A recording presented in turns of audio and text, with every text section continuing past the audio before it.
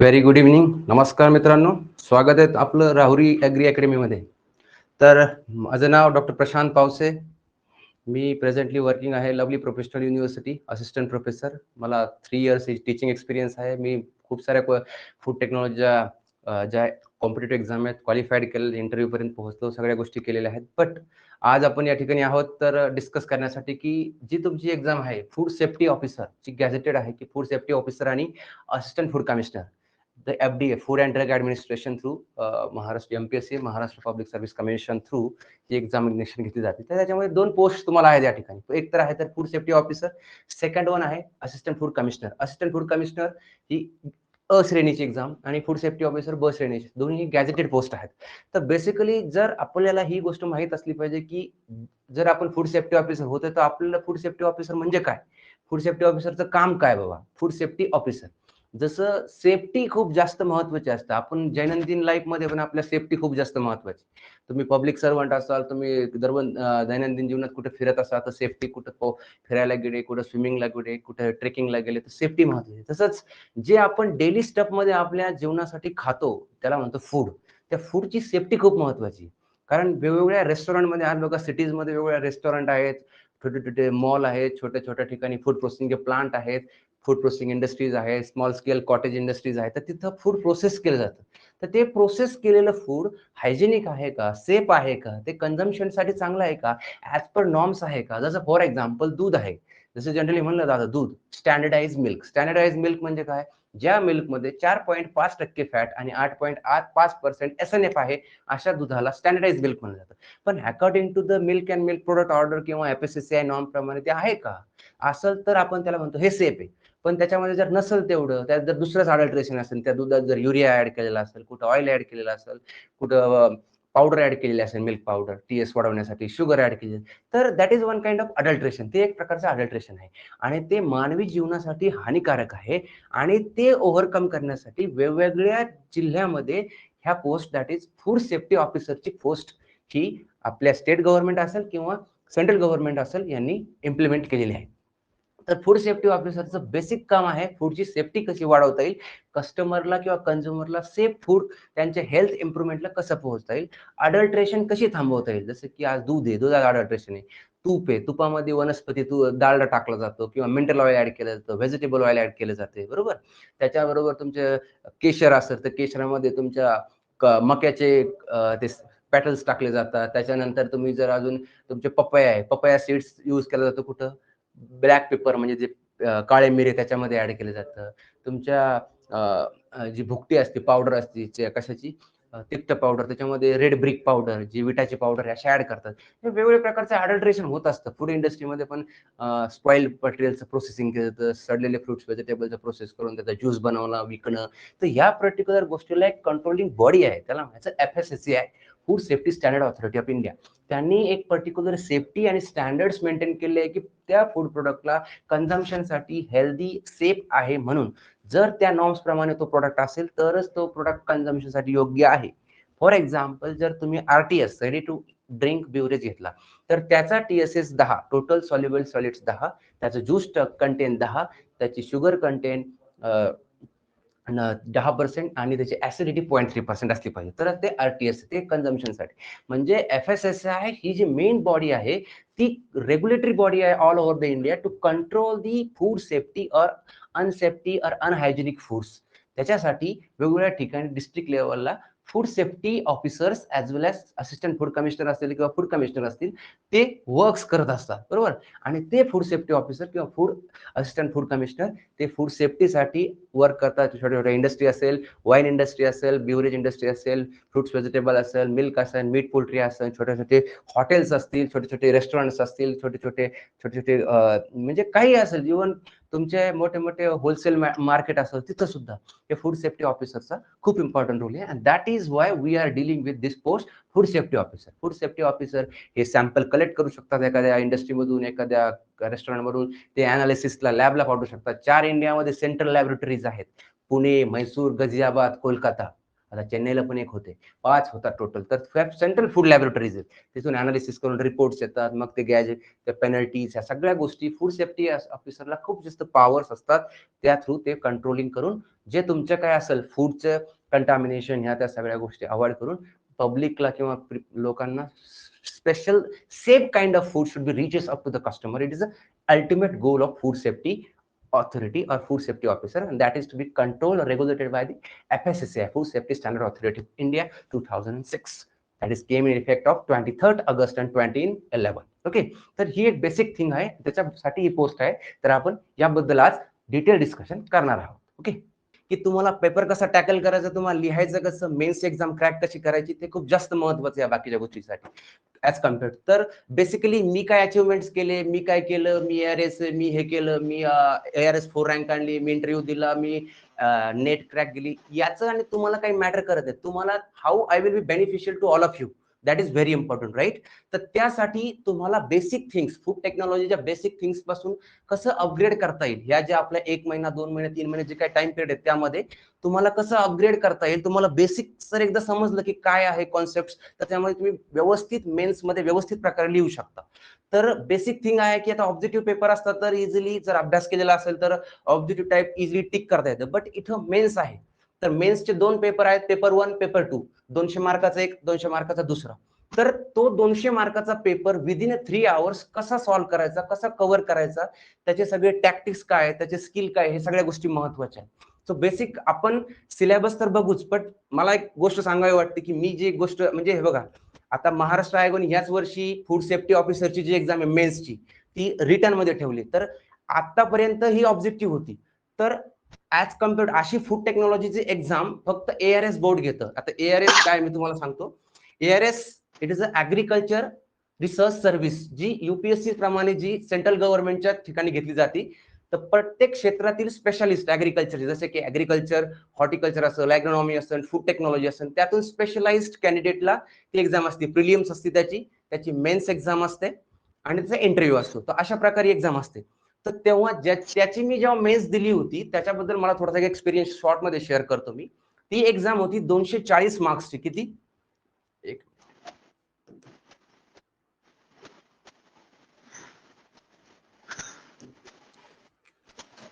240 मार्क्सची exam होती. ठीक आहे, त्याच्यापैकी 2 मार्क्सचे क्वेश्चन आम्हाला होते 40, त्याच्यानंतर 6 marks question 20 questions and 10 marks question near about 6 question. हे टोटल 240 मार्क्स फॉर 3 आवर्स. तर 3 आवर्स मध्ये हा पेपर कसा टॅकल करायचा किंवा कसं कव्हर करायचा, इतका स्पेसिफिक लिहावं लागतं. कारण मेन्स मध्ये काय होतं, आपल्याला जरी काही येत नसेल, काही विद्यार्थी काही ना काही लिहित असतात, तसं नाही लिहायचं. एखादा क्वेश्चन आहे, सपोज फॉर एक्झाम्पल तुम्हाला विचारलं what are the different kind of changes occurred in the food during processing. तर मग फूड प्रोसेसिंग काय आहे, त्याचं प्रिन्सिपल काय, काय काय चेंजेस येऊ शकतात, कार्बोहायड्रेट्स मध्ये काय चेंज होतात, लिपिड्स मध्ये काय होतात, प्रोटीन्स मध्ये काय, शॉर्ट मध्ये. बट त्यात की एस्पेक्ट्स की काय टेम्परेचरला काय चेंज होतो, कोणती रिॲक्शन होती, कोणतं केमिकल ऍक्शन होऊन कोणता कंपाऊंड प्रोड्यूस होतो, या गोष्टीला जास्त मार्क्स आहेत. की रादर दॅन तुम्ही असं काही फापट पसरा लिहिला दुसरं, असं आहे इकडे असं नाही लिहायचं. स्पेसिफिक पर्टिक्युलर स्पेस दिलेली जाईल, त्या स्पेस मध्ये तुम्हाला तो पर्टिक्युलर क्वेश्चन कव्हर करायचा. तर अशा पद्धतीने तुम्ही जर कव्हर केलं, हा जो 240 मार्क्सचा पेपर होता 3 आवर्सचा, तो आमच्या ज्याने कव्हर झाला नाही. माझा शेवटचा 10 मार्क्सचा प्रश्न अर्धा लिहायचा राहिला होता आणि माझी ARS ची पोस्ट गेली 4 मार्क्सने. 4 मार्क्सने मला इंटरव्ह्यू मध्ये म्हणजे काय सगळे टोटल ओव्हरऑल कमी पडले आणि मी आज सायंटिस्ट नाही झालो. तर तुमचा प्लॅनिंग हा प्रॉपर असला पाहिजे, हे व्हेरी इम्पॉर्टंट आहे. आणि जे काही तुमचा फूड टेक्नॉलॉजी सिलेबस आहे, आय एम प्रिटी शुअर की हा सिलेबस खूप इझी आहे आणि I am 100% dominating over it. कारण मी खूप पहिल्या बीटेक, एमटेक, PhD पासून हेच करतोय मी. बाकीच्या माझ्या अचिव्हमेंट्स पेक्षा I will definitely help you, हे मी सांगू शकतो विथ चांगल्या प्रकारे. तर आपण सिलेबस कडे जाऊयाच. तर सिलेबसला कसं टॅकल करायचं, किंवा आता मी खूप टेकचा आहे तर मला माहिती कॅनिंग म्हणजे काय, अपर्टायझेशन म्हणजे काय, फ्रीजिंग काय, क्रायोजेनिक फ्रीजिंग काय, ह्या गोष्टी मला कन्सेप्ट क्लिअर. बट दोज की तुमच्यासारखे जे काय ऍग्रिकल्चर असेल, मेडिकल सायन्स असेल, फार्मसी असेल किंवा प्लेन ग्रॅज्युएशन असेल, तर त्यांना हे कॉन्सेप्ट माहित नाही. त्यासाठी आपण खास करून क्लासेस आहेत. तर तुम्हाला एक प्रॉपर मेंटोरिंग कशी करता येईल आणि कसं तुम्हाला ते पर्टिक्युलर सॉल्व्ह करून, एकदा कॉन्सेप्ट कळाला you can write in better way. कारण तुम्ही एकदा कॉन्सेप्ट कळल्यानंतर बुक जरी घेतलं किंवा नोट्स जरी घेतल्या, प्रॉपर वाचल्या, so you will get better understanding आणि तुम्ही एक्झामला स्पेसिफिक लिहू शकता. तुम्हाला you don't write in too much data, जेवढं विचारलं तेवढंच. जसं आता ऍज पर माय थिंकिंग, हा जरी MPSCचा पेपर असाल तर त्यात पण तुम्हाला 2 मार्क्सचे क्वेश्चन असणार. तुम्हाला ह्या 6 मार्क्स ऐवजी मे बी 5 मार्क्स असू शकतो आणि 10 मार्क्स असाच पॅटर्न असू शकतो. तर 2 मार्क्सचे क्वेश्चन असतात ते 1 सेंटेन्स किंवा 1 वर्ड्स मध्ये पण असू शकतात. तर मग त्या पद्धतीने पण आपण थोडीशी तयारी करून घेणार आहे. पण पॅटर्न डेफिनेटली हाच राहील, कारण मागच्या वर्षी जो FSSचा पेपर झाला होता तेव्हा तो जो पेपर काढला होता, आता हे महाराष्ट्र आयोगाचा असल्यामुळे आपले राहुरी कृषी विद्यापीठाचे सर होते बघा, SS थोरात सर होते. त्याच्यानंतर तुमचे उदय अण्णापुरे सर होते. उदय अण्णापुरे सर मुंबईचे उदय अण्णापुरे सर SS थोरात राहुरी कृषी विद्यापीठाचे HOD होते.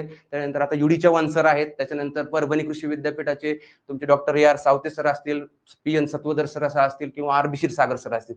हे फूडचे ट्रेंड पॅनलिस्ट, यांच्या व्यतिरिक्त महाराष्ट्रात कोणीही ट्रेंड फूड टेक्नॉलॉजीचं नाही आणि त्यांना सर्वांना मी चांगल्या पद्धतीने ओळखतो. मी सगळ्यांच्या अंडर शिकलोय, त्यामुळे I know little bit about them.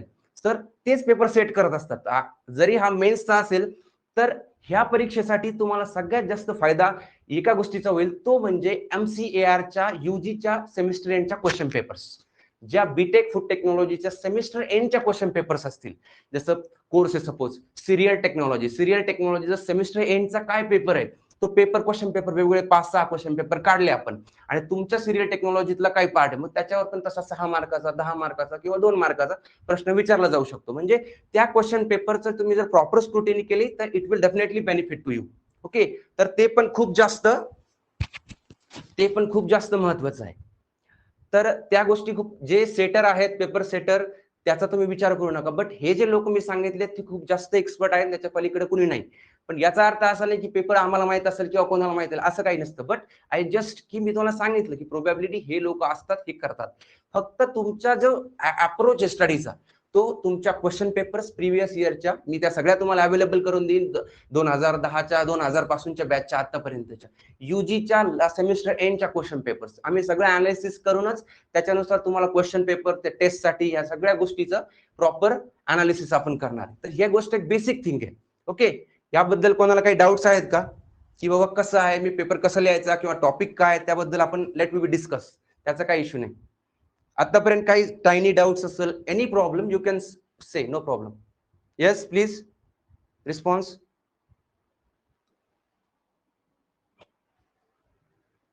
Yes, anyone having problem? See, paper pattern कसा असेल, हा पेपर पॅटर्न जो आहे तो आयोगाने आपल्याला काही डिक्लेअर केलेला नाही आणि ते डिक्लेअर करत नाहीत. बट प्रोबॅबली तुम्हाला सांगितलं मी, ARS जे आहे ऍग्रिकल्चर रिसर्च सर्व्हिस, ही जी आहे ही सायंटिस्टची पोस्ट आहे, तिच्यामध्ये पण मेन्सची एक्झाम असते 240 मार्क्सची. तर हे जे स्टेटचे सेटअप करणारे आहेत, जसे SS थोरात सर असतील, उदय अण्णापुरे असतील किंवा कुणी असतील, आपले हे असतील सत्वदर सर असतील, तर ह्यांना हा पॅटर्न माहित आहे, कारण यांनी ऑलरेडी ऍग्रिकल्चर सायंटिस्ट रिक्रुटमेंटसाठी जे मेन्सचे पेपर आहे ते सेट करून दिलेले आहेत आधी, कारण हे डीन HOD हेच लोक सेट करतात. तर त्यांना अनुभव असतो की कसा पेपर सेट करायला पाहिजे.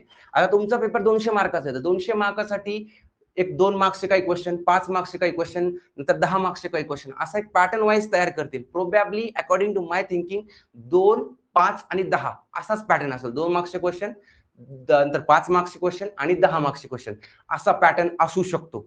I am saying as a probably, कारण अदर चान्सेस काय आहेत किंवा कसं असेल हे कोणालाही माहित नाही. बट माझ्या जेवढं मला वाटतं किंवा माझा जो एक्सपिरियन्स सांगतो त्यानुसार मला वाटतं की हेच पॅटर्न असू शकतो, किंवा स्पेसिफिक पॅटर्न काढू शकत नाही. पूर्णच थेरॉटिकली मोठं लिहू शकत नाही. काही शॉर्ट टर्म जे ट्रिक्स क्वेश्चन असतील 2-2 मार्क्सचे छोटे छोटे, तिथे तुम्हाला जास्त मार्क्स मिळण्याचे पण चान्सेस आहे. तिथे फक्त ऑप्टिमिस्टिक लिहायचं असतं, एक स्टेटमेंट एका ओळीत लिहायचं, 2 ओळीत लिहायचं. जसं की एखादा पर्टिक्युलर वर्ड इम्पॉर्टंट असतो, तसे 2-2 मार्क्सचे क्वेश्चन आहे. जसं 5 मार्क्सचा क्वेश्चन आहे मॅक्सिमम 1 पेज 1 पॅराग्राफ, त्याच्यामध्येच 10 मार्क्सचे क्वेश्चन आहे बॅक टू बॅक, इकून एक पेज, असं एक स्पेसिफिकेशन लिहिलं तुम्ही तर त्यानुसार तुम्हाला मार्क्स पण मिळतील आणि तुम्ही पॉईंट वाईज लिहिलं, तुमचा पेपर पण विदिन टाइम कव्हर होईल. जर तुम्ही एखादा क्वेश्चन खूप जास्त डीप मध्ये लिहित गेले, बाकीचा क्वेश्चन राहून जातो. तुम्ही you should have to plan accordingly, की बाबा 200 मार्काचा पेपर आहे तर मी कसं प्लॅन करू, क्वेश्चन पॅटर्न जर असा असेल, आपण ते डिस्कस करू नंतर, असं असेल तर मला प्रत्येक क्वेश्चनला इतकाच वेळ द्यायचा, तो होऊ नाही होऊ, I have to left it. कारण तो त्याच्यावर जास्त वेळ घातला तर बाकीचे क्वेश्चन माझे राहतील. आणि इथं इम्पॉर्टन्स असं आहे की मेन्स एक्झाम मध्ये each and every question you have to attempt. जर तुम्ही एक जरी क्वेश्चन असा सोडला तर तुम्हाला 0 मिळतो. तिथे जर तुम्ही काहीतरी अटेम्प्ट केले ऍटलीस्ट 2, 3 आणि 1-1 मार्क्सने पण पोस्ट जातात. You all very known about that, right? तर त्यामुळे तुम्ही ओव्हरऑल सगळा पेपर कव्हर करायचं बघायचं. तर हे झालं माझं बेसिक सांगणं याबद्दलचं. आता आपण सिलेबस कडे जाऊया. In short we will discuss everything. तर हे तुम्हाला माहितच आहे की पेपर 1, पेपर 2. पेपर 1 मध्ये chemistry part and somewhat part of the food technology, आणि पेपर 2 खाली परत फूड टेक्नॉलॉजीचं 4 सेक्शन येतं, त्यातला पार्ट आहे पेपर 2 मध्ये. तर म्हणजे मोस्ट ऑफ द पार्ट जो आहे फूड टेक्नॉलॉजीचा आहे. बट फूड टेक्नॉलॉजी आहे आणि केमिस्ट्री पण तितकंच इम्पॉर्टंट आहे. केमिस्ट्रीचा पण पार्ट तुम्ही शॉर्ट कॉन्सेप्ट डॉमिनेटिंग केल्या तर तुम्हाला ओव्हरऑल स्कोर चांगला आला पाहिजे. हे पॅटर्न लक्षात ठेवा. एखाद्या टॉपिकला जास्त वेटेज द्यायचं किंवा जास्त अभ्यास करायचा आणि हे एखादं वीक नाही ठेवायचं. ओव्हरऑल तुम्ही दोन्ही पेपर ओव्हरऑल अभ्यास करायचा, की मला कुठलाही क्वेश्चन आला, कसाही आला तरी मी यावर लिहिता येईल. या पद्धतीने जर तुम्ही ट्राय केलं तर you will definitely get success, definitely. तर या पद्धतीने तुमचा बेसिक पॅटर्न आहे. Okay, yes. आता या नोट्स बद्दल सांगायचं, एक क्वेश्चन आला होता कमेंट. ते नोट्स ऑलरेडी मी तयार केलेले आहेत. माझ्याकडे वेगवेगळे रेफरन्स बुक आहेत, माझ्या स्वतःचे बुक्स आहेत सगळे. मी तो सिलेबस बघितला. 5-6 मेजर बुक्स जसे food facts and principle by Shakuntala Manay, food science by Norman Potter, food science by Sreelakshmi, त्याच्यानंतर सिरियल टेक्नॉलॉजी बाय केंट, त्यानंतर cereal processing by Neelam Khetarpal, त्याच्यानंतर तुमचं बेकरी टेक्नॉलॉजीचं आहे, त्याच्यानंतर तुमचं हे एक बुक आहे P J Fellows, food processing by P J Fellows, आणि preservation fruits vegetable by Srivastava. हे 4-5 books, food microbiology by Frazier, हे 4-5 बुक्स खूप महत्वाचे आहेत. कारण कुठलीही फूड टेक्नॉलॉजीची परीक्षा असेल, not only in Maharashtra, all India कुठं जा, हे 5-6 बुक्स सोडून काही येत नाही. याच्या बाहेर काही येणार नाही. आणि त्या बुक्सलाच स्क्रुटिनी करून त्यातूनच एक्स्ट्रॅक्ट काढलेला आहे. मी स्वतः त्या नोट्स बनवल्या, 300-350 पानाच्या प्लस नोट्स आहेत. त्या नोट्स बनवलेल्या आहेत आपण. तर तुम्हाला आम्ही त्या नोट्स प्रोव्हाइड करू. ते काय मेंटॉर ठरवतील तसं, but I have already done all things. Okay, मी सगळ्या as per syllabus each point wise notes बनवून रेडी ठेवलेल्या. ओके, तर त्या रिलेटेड काही प्रॉब्लेम येणार नाही. कोणताही कॉन्सेप्ट असेल या सिलेबस रिलेटेड, फूड टेक्नॉलॉजी जसं क्रोमॅटोग्राफी असेल, स्पेक्ट्रोस्कोपी असेल, ह्या काही गोष्टी असतील नाही कळत आहे, सो विल डेफिनेटली डिस्कस. म्हणजे आपण पूर्ण सिलेबसच त्याच्या आधी डिस्कस करणार आहे. So there will be no any kind of doubt. Okay, daily writing practice घेणार का? तर ते मेंटॉर ठरवतील. बेसिक माय थिंक इज काय, मी तुम्हाला सिलेबस शिकवणार, पर्टिक्युलर टॉपिक शिकवणार. शिकवल्यानंतर मी त्याच्यानंतर तुम्हाला त्याच्यावर प्रोबॅबल क्वेश्चन सांगणार. प्रोबॅबल क्वेश्चन झाल्यानंतर तुम्ही त्याच्या आन्सर्स, त्याच्यावर तुम्हाला रायटिंगचे टेस्ट होईल. पण मी तो पर्टिक्युलर टॉपिक शिकवणार, त्याच्या नोट्स देणार, त्याच्यानंतर त्याच्या प्रोबॅबल क्वेश्चन्स काय असतील ते सांगणार. त्याच्यानंतर तुमच्या टेस्ट सिरीज वगैरे त्या फर्दर राहील. जे माझ्याकडे आहे ते I will do from my heart. त्याच्यामुळे त्याच्यात काही होणार नाही, म्हणजे असं मिस्टेक काही होणार नाही. क्लिअर? ओके, तर आपण आता सिलेबस कडे जाऊया शॉर्ट मध्ये फटाफट. तर बेसिक थिंग आहे पहिला पेपर फर्स्ट मध्ये, introduction to the food. What it means, तुम्हाला इंट्रोडक्शन टू फूड सेफ्टी ऑफिसरची जी पोस्ट आहे तिच्यासाठी फूड टेक्नॉलॉजीशी तुम्हाला फॅमिलियर असणं खूप महत्वाचं आहे. त्याच्यासाठी तुम्हाला फूड टेकचं किंवा फूडचं बेसिक इंट्रोडक्शन असणं महत्वाचं आहे. सपोज हा आता फूड प्रोडक्शन, हा सपोज केक आहे, पेस्ट्री आहे, ही पेस्ट्री आहे. तर basics of this food, suppose ह्या पेस्ट्रीत काय काय आहे मी खाल्लं, त्यात काय आहे, त्यात कार्बोहायड्रेट्स असतील, त्यात प्रोटीन असतील, त्यात फॅट्स असतील, त्यात लिपिड्स असतील, त्यात समवॉट अमाऊंट ऑफ व्हिटॅमिन्स असू शकतात, जास्त प्रमाणात वॉटर आहे, हे सगळ्या गोष्टी येत आहेत. तर मग ह्या प्रत्येक कंपोनंटचा तुम्ही अभ्यास काय कराल? कार्बोहायड्रेट म्हणजे काय, त्या कार्बोहायड्रेटच्या काय काय प्रॉपर्टीज असू शकतात, त्याचं बेसिक स्ट्रक्चर काय, मोनोसॅक्राइड्स म्हणजे काय, डायसॅक्राइड्स म्हणजे काय, ऑलिगोसॅक्राइड्स म्हणजे काय, रेड्युसिंग शुगर्स काय असतात, नॉन रेड्युसिंग शुगर्स काय असतात, त्या कशा रिस्पॉन्सिबल असतात. प्रोटीन्स मध्ये काय काय टाइप्सचे प्रोटीन्स आहेत, सिंपल प्रोटीन्स असतात, कॉन्ज्युगेटेड प्रोटीन्स, डेरिव्ड प्रोटीन्स, त्या टाईप वेगवेगळे टाईप, प्रोटीनचा रोल्स काय, प्रोटीनचे बायोलॉजिकल फंक्शन्स काय, ह्या सगळ्या गोष्टी फॅमिलियर होणं महत्वाचं आहे की टॉपिकशी. ओके, फर्स्ट टॉपिक काय तुमचा, डिफरंट कार्बोहायड्रेट्स. फर्स्ट आहे कन्स्टिट्युएंट्स इन फूड. काय आहेत कन्स्टिट्युएंट्स इन फूड? कार्बोहायड्रेट्स आहेत, प्रोटीन्स आहेत, फॅट्स आहेत, नेक्स्ट मिनरल्स आहेत, विटॅमिन्स आहेत, फायबर्स आहेत. This are the basic constituents of the food. हे सगळ्यांना माहित आहे. तर त्याच्यामध्ये कार्बोहायड्रेट मध्ये कोणकोणते टाइप्स कार्बोहायड्रेट, काय टाइप्स आहे, स्टोरेज पॉलिसॅकराइड कोणते, स्ट्रक्चरल पॉलिसॅकराइड्स कोणते आहेत त्याचे, या सगळ्या गोष्टी. हॅलो, आवाज नाही येते का? Hello, am I audible? Okay, तर बेसिक थिंग जी आहे कार्बोहायड्रेट, डिफरंट कार्बोहायड्रेट्स. पहिलाच पॉईंट आहे different carbohydrates such as. Carbohydrates वेगवेगळ्या प्रकारचे असतात, मोनोसॅक्राइड, डायसॅक्राइड, ऑलिगोसॅक्राइड, ट्रायसॅक्राइड्स, पॉलिसॅक्राइड्स. त्या पॉलिसॅक्राइड्स मध्ये structural polysaccharides, storage polysaccharide. Structural polysaccharides कोणते आहेत? सेल्युलोज असतील, तुमचे कायटीन असतील. तुमचे storage polysaccharide, for storage polysaccharide, starch, cellulose, sugars, pectin. हे जे आहेत ते तुमचे storage polysaccharide. Storage means in the form of energy ते स्टोअर करतो. आपण जर एखादी गोष्ट खाल्ली तर आपण energy in the form of glycogen store करतो आणि प्लांट्स मध्ये स्टार्च मध्ये स्टोअर होते, राईट? तसं starch, cellulose, sugars, pectin, these are the storage polysaccharide. Structural म्हणजे आपल्या बॉडीला किंवा जे प्लांट्स आहेत त्यांना स्ट्रक्चरल इंटिग्रिटी देतात. फॉर एक्झाम्पल कायटिन, और तुम्ही कायटिन म्हणता, कोणी कोलिन म्हणतं, कायटिन और चोलिन, असं कोणी पण काही पण म्हणतंय. कायटिन इज अ स्ट्रक्चरल पॉलिसॅकराइड, म्युकोपॉलिसॅकराइड्स, हिट्रोपॉलिसॅकराइड्स आहेत. तर ह्या ज्या काही असतात ते स्ट्रक्चरल पॉलिसॅकराइड्स. ओके, तर basic first thing, different carbohydrates such as starch. Starch काय? होमोपॉलिसॅकराइड मेड फ्रॉम द अमायलोज आणि अमायलोपेक्टिन. तर त्याच्या कॉम्बिनेशन. सेल्युलोज, सेल्युलोज हे होमोपॉलिसॅकराइड आहे, बीटा डी ग्लुकोज शुगर पासून बनलेले. त्याचा काय रोल आहे सेल वॉल मध्ये किंवा एखाद्या प्लांट सेल, अॅनिमल सेल मध्ये, ते पाहायचं आपल्याला. शुगर्स, डिफरंट शुगर्स कोणत्या आहेत? Monosaccharide, disaccharide, trisaccharide, fructose, glucose, maltose, galactose, हे आपण सगळं पाहणार आहे. ठीक आहे. त्याच्यानंतर पेक्टिन. पेक्टिन काय? It is also an polysaccharide. हे जेल फॉर्मेशन साठी मदत करतं. हे बनलेलं असतं गॅलॅक्टोज, अराबिनोज आणि गॅलॅक्ट्रोनिक ऍसिड, याचं कॉम्बिनेशन मिळून ते पॉलिसॅकराइड बनलेलं असतं. जेल फॉर्मेशन साठी पेक्टिन मदत करतं. तर पेक्टिनच्या रिलेटेड पाहू आपण. Fibres are the specific indigestible substance. ते आपल्या बॉडी डायजेस्ट करत नाही, but it will help to better in terms of digestion, improve your digestive system. How? चांगले मायक्रो ऑर्गॅनिझम ग्रो करतं, ते हेल्प करतं. Bulk of your stool get increases आणि ते आपल्या डायजेस्टिव्ह सिस्टम फ्लश आउट करायला मदत करतं. तर different types of fibre, water soluble fibre, water insoluble fibre, acid soluble, acid insoluble, ash soluble, ash insoluble, different kind of fibres पण आपल्याला त्यात स्टडी करायचं. ठीक आहे. तर हे झालं पहिलं. And significant role in diet. कार्बोहायड्रेटचा काय रोल आहे किंवा स्टार्चचा काय रोल आहे? एनर्जी देणं. हे बेसिक कार्बोहायड्रेटचा रोल आहे एनर्जी. त्याच्यानंतर स्ट्रक्चरल इंटिग्रिटी देतं, फायबर्स वगैरे त्या गोष्टी त्यात पाहणार आपण. Next, changes in the carbohydrate during processing. हा खूप इम्पॉर्टंट टॉपिक आहे. Changes in the carbohydrate during processing म्हणजे during processing. What is mean the processing? Processing means application of heat. Whenever you apply to heat to any food products, it will get certain amount of physicochemical change in reaction, that is called as a processing. तर processing मध्ये काय काय changes होतात? For example, during the carbohydrate processing, first thing होती तुमची जेलेटिनायझेशन.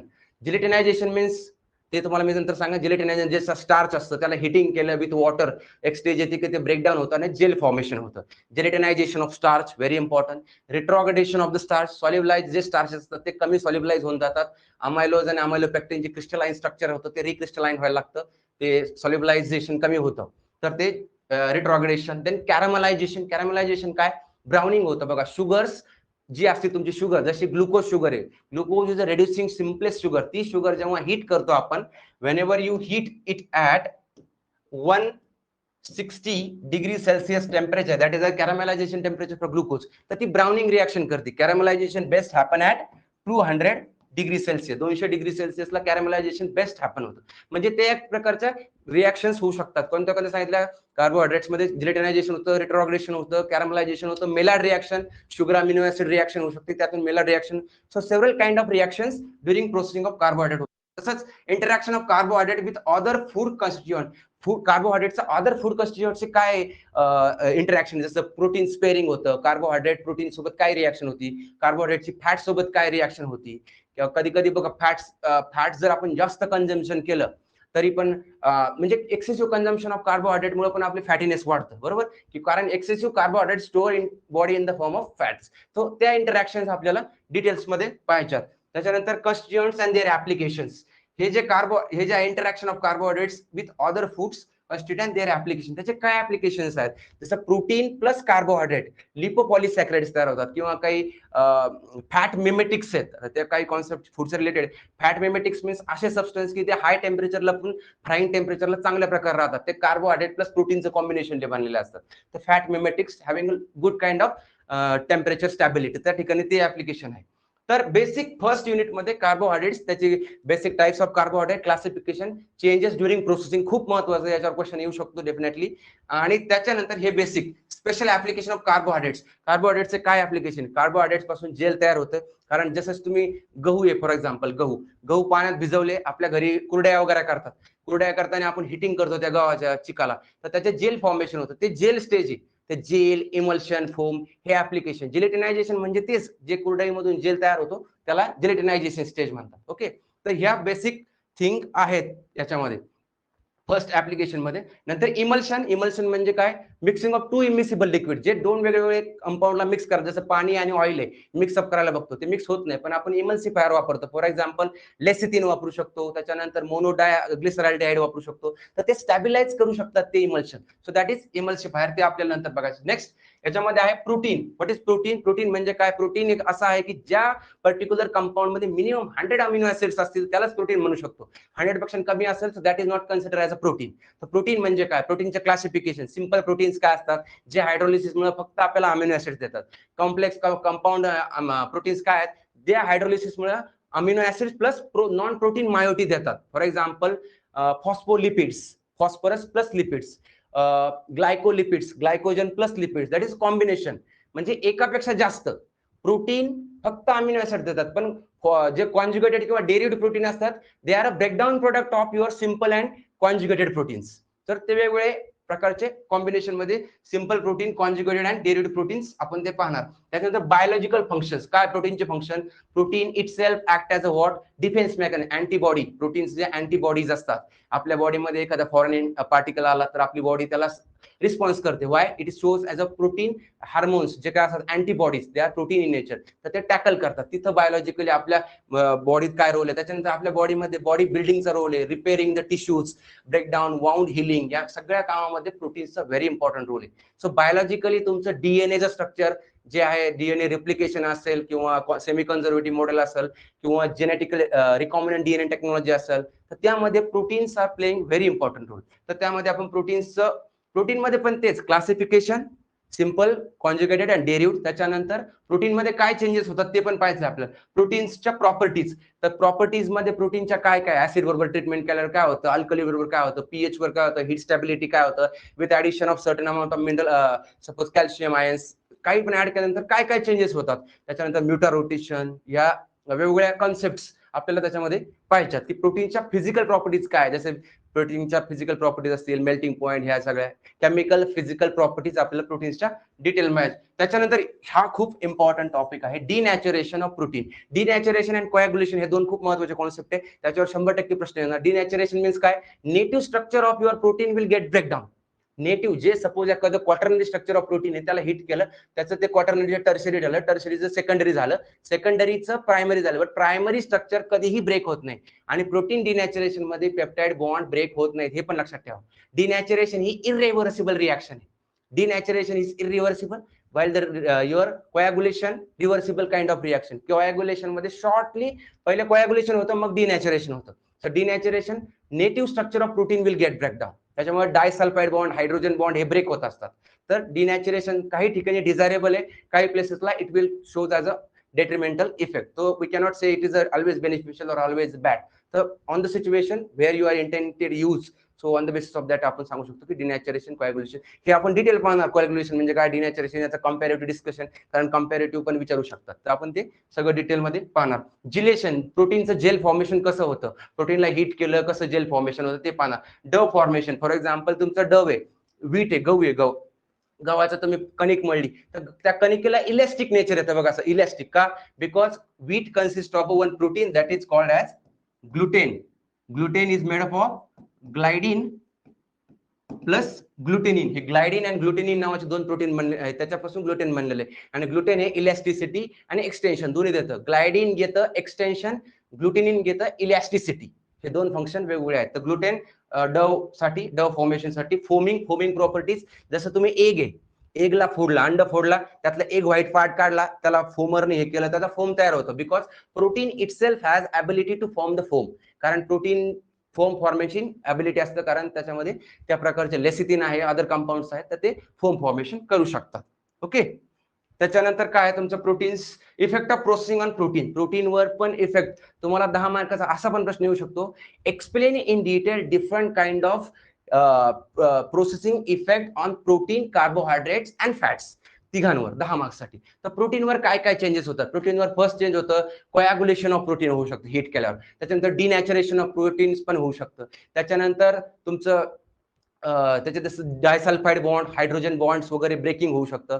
प्रोटीनचं अजून तुम्हाला भरपूर डिफरंट काइंड ऑफ रिॲक्शन, जसे की प्रोटीन्सचं Maillard reaction will also come in this. कारण शुगर आणि अमिनो ऍसिड. जसं प्रोटीनचं डिनॅचरेशन जेव्हा तुमची शुगर्स जे अमिनो ऍसिड्स आहेत ते रिलीज होईल आणि एखाद्या शुगरमुळे बाइंड झालं तर लगेच मेलार्ड रिॲक्शन पण होऊ शकते. तर वेगवेगळ्या प्रकारच्या कोॲग्युलेशन, डिनॅचरेशन ह्या प्रकारच्या रिॲक्शन तुमच्या होऊ शकतात. तर प्रोटीनमध्ये त्यात आपण डिटेलमध्ये पाहू.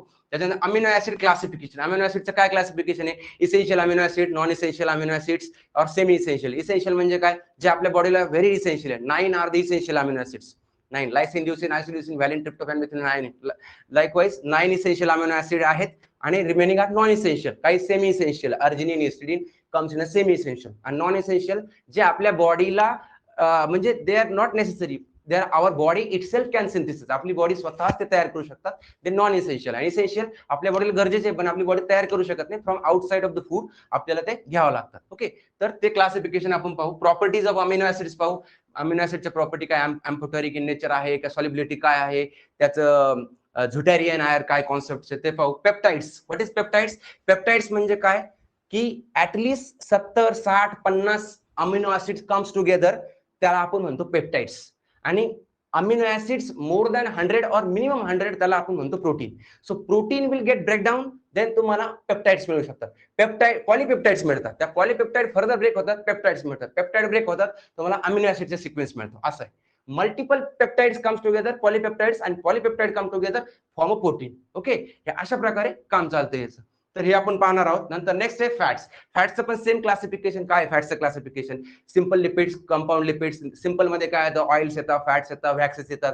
कंपाऊंड लिपिड्स मध्ये वेगवेगळे फॉस्फोलिपिड्स, स्पिंगोलिपिड्स, मायोलिपिड्स हे तुमचे कॉम्प्लेक्स मध्ये येतात. म्हणजे more than 2 things will come together, that is complex और कंपाऊंड काइंड ऑफ लिपिड्स. तर सिंपल मध्ये ऑइल, वॅक्सेस ह्या गोष्टी सिंपल लिपिड्स मध्ये येतात. तर आपण त्याच्यामध्ये क्लासिफिकेशन मध्ये पाहणार आहे लिपिड्सचे डिफरंट काइंड ऑफ काय क्लासिफिकेशन आहे, त्याच्या property, chemical aspects of fat lipolysis. हे बघा, तुम्ही घरात कधी पण लॉंग टर्मला जर तुम्ही ऑइल किंवा फॅट ठेवलं किंवा डालडा जो असेल तो ठेवला तर त्याचा वास येतो का?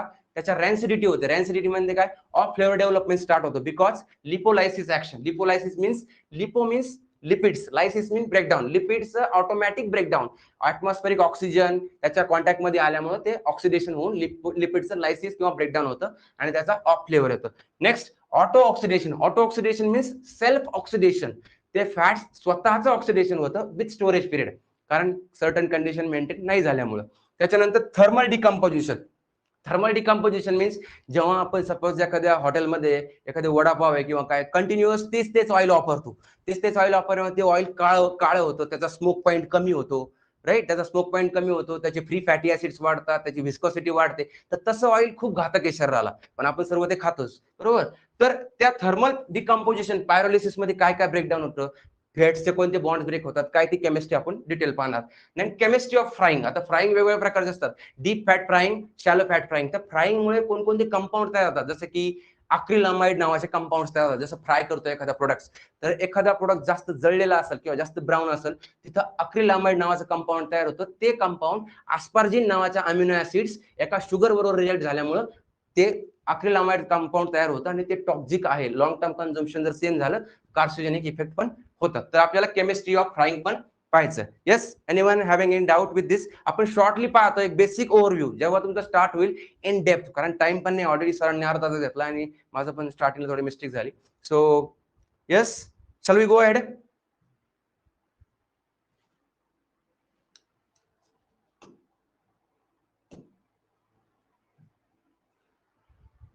हा, next topic, role of lipids in food flavour. आता लिपिड्स जे आहेत म्हणजे जे फॅट्स, ऑइल्स आहेत, ते जनरली लिपोफिलिक इन नेचर असतात किंवा त्यांच्यामध्ये फ्लेवर जे कंपाऊंड असतात किंवा फ्लेवरिंग कंपाऊंड ते ऑइल किंवा फॅट सॉल्युबल असतात. त्यामुळं ते कंपाऊंड फ्लेवर देण्याला प्रिकर्सर असतात. म्हणजे जे लिपिड्स आहेत they are precursor of your flavouring compound lipids, कारण फ्लेवरिंग कंपाऊंड हे लिपिड्स मध्ये सॉल्युबल असतात.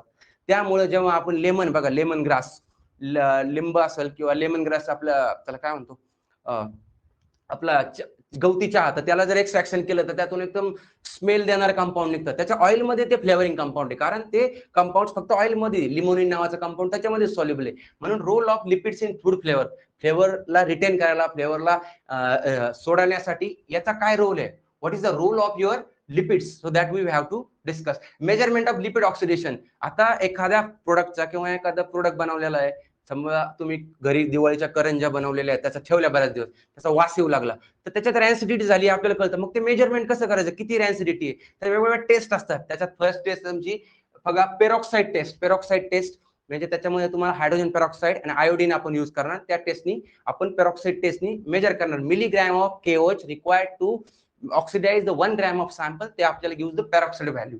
Peroxide value, iodine value. Iodine value म्हणजे काय, ते iodine value grams of iodine absorb by 100 gram of fat. Iodine value काय देतं, डिग्री ऑफ अनसॅच्युरेशन, म्हणजे किती चांगलं फॅट येते शरीरासाठी, तितकी जास्त आयोडीन व्हॅल्यू तितकं चांगलं. आयोडीन व्हॅल्यू जास्त पाहिजे. तुमच्या कोकोनट ऑइलची आयोडीन व्हॅल्यू जास्त आहे, ओलिव्ह ऑइलची चांगली आहे, सॅफ्लॉवर ऑइलची चांगली आहे. तर ही आयोडीन व्हॅल्यू पण खूप मॅटर करते, ते आपण पाहणार. नंतर TBA, that is thiobutyric acid test. ही थायोब्युटेरिक ऍसिड टेस्ट ही आपण एका स्पेक्ट्रोफोटोमेट्रिक रिडिंगनी 540 नॅनोमीटरला स्पेक्ट्रोफोटोमीटरने आपण ते पाहून त्याच्या थ्रू ऑटो ऑक्सिडेशन किती पर्सेंट फ्री फॅटी ऍसिड आहेत ते आपण डिटेक्ट करणार आहे. ठीक आहे. त्याच्यानंतर फायबर्स, त्याच पर्टिक्युलर इंट्रोडक्शन फूड मध्ये फायबर्स क्लासिफिकेशन. काय फायबरचं classification, water soluble, water insoluble, acid soluble, acid insoluble fibres. Right. Soluble fibre काय करतात, वॉटर सॉल्युबल फायबर्स कसे हेल्प करतात, वॉटर इनसॉल्युबल फायबर कसे हेल्प करतात, त्या गोष्टी आपण पाहणार. प्रॉपर्टीज ऑफ फायबर पाहणार, फिजिको केमिकल प्रॉपर्टीज पाहणार. फायबरचा आपल्या शरीराला रोल काय, it is a cleansing your system.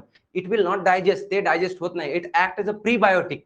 ते आपली डायजेस्टिव्ह सिस्टम इम्प्रूव्ह करतात, ग्रो करतात चांगल्या बॅक्टेरिया आपल्या बॉडी, दॅट इज प्रोबायोटिक बॅक्टेरियाला. तर फायबरचा रोल पण खूप महत्वाचा आहे. क्लासिफिकेशन पाहणार आपण, फिजिको केमिकल प्रॉपर्टीज फायबरच्या पाहणार, ऍसिड ट्रीटमेंटला काय होतं, अल्कलीला काय होतं, अजून ज्या ज्या ट्रीटमेंट प्रॉपर्टीज असतील फायबरच्या, सॉलिबिलिटी वगैरे ते सगळं पाहणार. फंक्शनल प्रॉपर्टीज, फंक्शनल प्रॉपर्टीज काय, वॉटर ऍब्सॉर्प्शन कॅपॅसिटी काय, ऑइल ऍब्सॉर्प्शन कॅपॅसिटी काय, त्याची इमल्सिफिकेशन कॅपॅसिटी काय, या सगळ्या ऑइल ऍब्सॉर्प्शन कॅपॅसिटी आपण सगळ्या in this way of functional properties पाहणार आहे. ठीक आहे. नंतर फूड न्यूट्रिशन, सेकंड पॉईंट सुरू होतं. पहिलं तुम्ही इंट्रोडक्शन टू फूड, तुम्ही फूडशी इंट्रोडक्शनशी फॅमिलियर झाले. सेकंड पॉईंट येतं फूड न्यूट्रिशन, की आता त्याच्या न्यूट्रिशन मध्ये घुसायचं, की काय कोणतं खाल्ल्याने काय भेटतं, कशाने काय होणार आहे. So that is second important point. Nutritional aspects of food काय, न्यूट्रिशनल आस्पेक्ट्स ऑफ फूड काय आहेत. फॉर एक्झाम्पल न्यूट्रिशनल आस्पेक्ट्स काय असणार आहे, समजा हे फूड खाल्लं तर त्यातून कार्बोहायड्रेट्स भेटतात, प्रोटीन्स भेटतात, फॅट्स भेटतात, मिनरल्स भेटतात, water soluble vitamins, water insoluble vitamins, minerals, micro macro, हे सगळे प्रकारचे आस्पेक्ट्स काय आहेत, म्हणजे कोणतं फूडनी काय कशात रिच, ह्या सगळ्या गोष्टी आपण पाहणार आहे. नंतर relation of food and diseases. तुम्हाला माहिती आहे food itself act as a medicine, पण आपण अशा लोक आहोत की आपण सगळं खातच राहतो, काही पण फ्राईड हे ते बाहेर, त्याच्यामुळे आपली system it will not heal our body. त्यामुळे medicine, food itself act as a medicine. Every food act as a medicine, but every medicine will not act as a food. So likewise तुमचं food जे आहे ते तुमची body system heal करू शकते. For example तुम्ही जर turmeric घेतला, टर्मरिक मध्ये अँटी कार्सिनोजेनिक कंपाऊंड जसं की कर्कुमिन आहे, कर्कुमिन कॅन्सर अवॉइडिंग करतं. इव्हन आयुर्वेदा प्रूव्ह दॅट चांगल्या चांगल्या मेडिसिन्स त्या टर्मरिकच्या, कर्कुमिनच्या अँटीऑक्सिडंट प्रॉपर्टीच्या पुढे फिके आहेत. तर आपली फूड इट सेल्फ कोणत्या कोणत्या डिसीजेस आहेत, जसे की थायमिन आहे, बेरी बेरी डिसीज होतं थायमिनला, B2 रायबोफ्लेविन तुमचे चिलॉसिस होतं ओठांना वगैरे, ड्रायनेस येतो. नंतर B3 नायसिन पेलाग्रा होऊ शकतो, B5 पेंटाथॅनिक ऍसिडमुळे डिफिशियन्सीमुळे सर्टन इन्फ्लामेशन होऊ शकते, B6 पायोटॅक्झिन माउथ अल्सर्स होतात, B7 बायोटीन फॅटी ऍसिड्स किंवा अमिनो ऍसिड मेटाबॉलिझमला प्रॉब्लेम येतो, B12 वेगवेगळ्या व्हिटॅमिन्सची डिफिशियन्सी किंवा वेगवेगळ्या मिनरल्सच्या deficiency with and which particular foods will be suitable for that. हे सगळं आपण या पर्टिक्युलर टॉपिक मध्ये पाहणार आहोत, की डिसीजेस फूड कोणत्या डिसीज होऊ शकतात किंवा कोणत्या फूडच्या सर्टन न्यूट्रिएंटमुळे कोणती डिफिशियन्सी डिसीज होते. याच्यावर तुम्हाला खूप सारे 2 मार्क्सचे 1 मार्क्सचे क्वेश्चन असू शकतात या पॅटर्न मध्ये. कारण ऑल व्हिटॅमिन्स, जसं व्हिटॅमिन H तुम्हाला माहिती आहे, व्हिटॅमिन H असतं, व्हिटॅमिन G असतं, व्हिटॅमिन M असतं. मला नाही वाटत कोणाला माहिती असेल, बट ह्या गोष्टी पण खूप मॅटर करतात. जेव्हा तुमची एक्झाम ऍज अ 1 मार्क्स किंवा 2 मार्क्सला मेन्स मध्ये जरी विचारलं तर त्या ठिकाणी तुम्हाला माहित असणं गरजेचं आहे. ठीक आहे. नंतर effect of food processing on nutritional, food nutritional. जर एखाद्या फूड प्रोडक्टला आपण हीट केलं तर त्याच्या न्यूट्रिशनल प्रॉपर्टीजवर काय चेंजेस होणार, जसं की व्हिटॅमिन C आहे, खूप हीट सेन्सिटिव्ह आहे, तर तुम्ही त्याला हीट केलं तर व्हिटॅमिन C लॉस होणार, व्हिटॅमिन C लॉस होऊन जातं. त्याच्यानंतर सर्टन अमाऊंट ऑफ प्रोटीनचं डिनॅचरेशन होऊ शकतं, कोॲग्युलेशन होऊ शकतं, कार्बोहायड्रेटला कॅरमलायझेशन होऊ शकतं, ब्राउनिंग होऊ शकतं. तर सर्टन जे काय प्रोटीन, फॅट्स, कार्बोहायड्रेट, मिनरल्स, जे फायबर्स, याच्यावर हिटिंग किंवा प्रोसेसिंगचे काय काय परिणाम होतात ते आपल्याला पाहिजे, आणि किती टेम्परेचर ठेवलं पाहिजे म्हणजे आपल्याला चांगल्या क्वालिटीचं प्रोडक्ट मिळतं. जसं दूध आहे, दुधाला हिटिंग करत राहिलं कंटिन्यू तर त्याच्यात स्टब बर्निंग होऊन सर्टन अमाऊंट ऑफ कंपाऊंड सल्फायड्रिल नावाचे कंपाऊंड तयार होतात ते की टॉक्सिक आहे. तर तशा पद्धतीने आपल्याला effect of cooking, effect of heat processing on nutritional aspects of food आपल्याला डिटेलमध्ये पाहिजे. प्रत्येक कंपोनंटवर काय इफेक्ट होतं, त्याचं क्रिटिकल टेम्परेचर किती असलं पाहिजे, जास्त किती, कमी किती, हे सगळ्या गोष्टी आपल्याला या पॉईंटमध्ये पाहिजेत. Okay. Structure and functions of vitamin. Vitamins हा खूप महत्वाचा आहे. त्याचे दोन टाईपचे vitamin, water soluble vitamin and next म्हणजे फॅट सॉल्युबल. एडीईके हे फॅट सॉल्युबल आहेत, बाकीचे बी कॉम्प्लेक्स आणि व्हिटॅमिन सी हे काय सगळे वॉटर सॉल्युबल आहेत. तर वॉटर सॉल्युबल व्हिटॅमिनची ज्यादा डिफिशियन्सी होती, कारण का थ्रू युअर युरिनेशन, थ्रू स्वेट आपल्याला जनरली लॉस होतो. बट फॅट सॉल्युबल आपल्या ॲडिपोज टिश्यू मध्ये स्टोअर होतात, तर आपल्याला जनरली त्याची डिफिशियन्सी जाणवत नाही. तर त्याचं स्ट्रक्चर कसं असतं, प्रत्येक कुठं कुठं पायरल रिंग आहे, कुठं 4 नायट्रोजन आहे, काय, या सगळ्या गोष्टी आपल्याला या स्ट्रक्चर मध्ये बघायच्या विथ देअर फंक्शन. त्याच्यानंतर मिनरल्स. मिनरल्सचे types macro mineral, micro mineral. Macro minerals म्हणजे काय, जे मिनरल्स असे आहेत की ते पर डेला आपल्या बॉडीला 100 मिलीग्राम पेक्षा जास्त लागतात, त्यात macro minerals. Calcium, phosphorus, magnesium हे मॅक्रो मिनरल्स आहे. आयरन हे सगळं मायक्रो मिनरल्स. हे कम्स आयरन, झिंक, कॉपर हे मायक्रो मिनरल्स असे. तर मिनरल्स बद्दल पाहणार आपण नंतर. त्याच्यानंतर अँड अदर मायक्रो एलिमेंट्स, जे काही मायक्रो एलिमेंट्स आहे जे खूप रेअर आहेत, जसे लिथियम आहे, ह्या अशा ज्या की आपल्या बॉडीला इतकं काय हे नाही, बट दॅट विल ऑल्सो आपण त्या सगळ्या गोष्टी डिस्कस करणार या न्यूट्रिशन मध्ये. फूड सेफ्टी ह्या टॉपिक जो आहे, फूड सेफ्टी, कारण तुम्ही आज फूड सेफ्टी ऑफिसर साठी अप्लाय केलाय, तर फूड सेफ्टी वरती मोस्ट ऑफ द क्वेश्चन्स असणार. त्यात सगळ्यात महत्वाचं रिस्क असेसमेंट, हे खूप महत्वाचा टॉपिक आहे. सॉरी, सगळ्यात महत्वाचं risk assessment, risk analysis, risk assessment, risk calculation, हे सगळं. त्याच्यानंतर HACCP, hazard analysis critical control point, तो कसा इम्प्लिमेंट करायचा, किंवा एखाद्या ते विचारू शकतात how will you apply the HACCP plan for dairy industry, explain in the detail. मग त्या ठिकाणी तुम्हाला डेअरी इंडस्ट्रीचे CCP काय असतं, क्रिटिकल पॉईंट काय असतं, क्रिटिकल कंट्रोल पॉईंट काय असतो, क्रिटिकल लिमिट्स काय असतात, मॉनिटरिंग सिस्टम काय असते, या सगळ्या गोष्टीबद्दल आयडिया असली पाहिजे. तर तुम्ही तिथं लिहिले step wise, you will get out of marks. तुम्ही चुकीचं काय लिहिलं तर your time will also loss, आणि तुमचं दुसरे क्वेश्चन लिहायचं पण राहून जातं. एमर्जिंग पॅथोजन, जसं की कोणकोणते एमर्जिंग पॅथोजन, जसे सुडोमोनास आहे, साल्मोनेला आहे, किंवा कॉक्झेला बर्नेटी आहे, हे जे सर्टन बॅक्टेरिया फूड पॉयझनिंग खूप जास्त करतात, तर त्याच्याबद्दल आपल्याला डिस्कस करायचं. त्याच्यानंतर microbial spoilage of food. Microbial spoilage of food काय, मायक्रोब्स, वेगवेगळे मायक्रो ऑर्गॅनिझम त्यांचे ऍक्शन शो करतात, त्याच्यामुळे फिजिकल, केमिकल, मायक्रोबियल चेंजेस होऊ शकतात. ठीक आहे. नंतर इंट्रेन्सिक आणि एक्सट्रेन्सिक फॅक्टर. इंट्रेन्सिक म्हणजे काय, जे आतले, जसे वॉटर ऍक्टिव्हिटी, पीएच, ह्या ज्या गोष्टी आहेत, वॉटर ऍक्टिव्हिटी, पीएच हे इंटरनल फॅक्टर.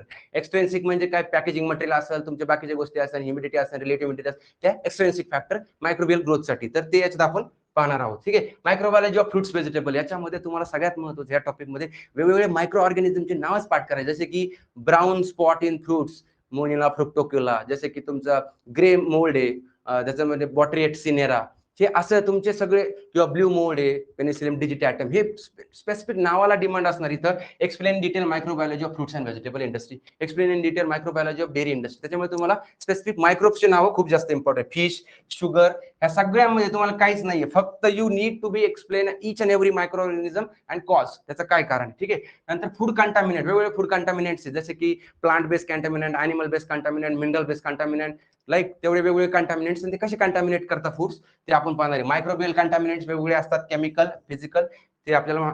आणि त्याच्यानंतर नेक्स्ट फूड अडल्ट्रेशन, वेगवेगळे, हे पण हा जो पॉइंट आहे, हा section 3, you need to thoroughly go with it, हा खूप इम्पॉर्टंट आहे.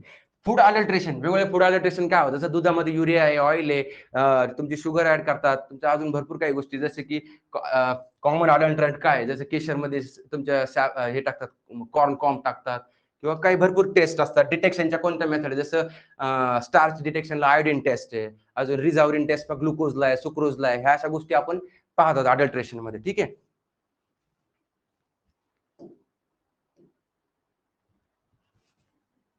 Additive, food additive. Food additive काय, फूड ऍडिटिव्ह म्हणजे काय, बेसिक सांगतो. Food additive this are the particular असे केमिकल्स की जे फूड मध्ये ऍड केले जातात, त्याचा कलर, फ्लेवर, टेक्स्चर, सगळे डिझायरेबल प्रॉपर्टीज इम्प्रूव्ह करण्यासाठी आणि कस्टमरचा ऍक्सेप्टन्स इन्क्रीज करण्यासाठी जे केमिकल सबस्टन्सेस FDA ने अप्रूव्ह केलेले आहेत, त्याला म्हणायचं फूड ऍडिटिव्ह. फूड ऍडिटिव्ह त्याच्यात दोन type, intentional food additive, non intentional food additive. Intentionally म्हणजे आपण जे ऍड करणार आहे, नॉन इंटेन्शनली ड्युरिंग प्रोसेसिंग मध्ये काही दुसरंच पडलं, मेटल आयन्स पडलं, काही डस्ट, डर्ट आणि स्टोनी पार्टिकल, ते अनइन्स्टेड. तर हे दोन टाईप आहे, इंटेस्टल आणि non intentional. Additive use in food preservation, preservative असतील, केमिकल डिफरंट प्रिझर्वेटिव्ह असतील, डव इम्प्रूव्हर असतील, अँटीऑक्सिडंट असतील, क्लॅरिफाईंग एजंट असतील, चिलेटिंग एजंट असतील, हे सगळे डिफरंट केमिकल. लक्षात ठेवा, फूड ऍडिटिव्ह सेक्शन मध्ये असे केमिकल्स ते आपल्या फूड प्रोडक्टला त्याची क्वालिटी इम्प्रूव्ह करण्यासाठी, शेल्फ लाईफ असेल, अँटीऑक्सिडंट प्रॉपर्टी असेल, काही पण असेल, बेनिफिट साठी करतो, त्याला फूड ऍडिटिव्ह म्हणतात. ओके. आणि त्याच्यानंतर food safety of safety,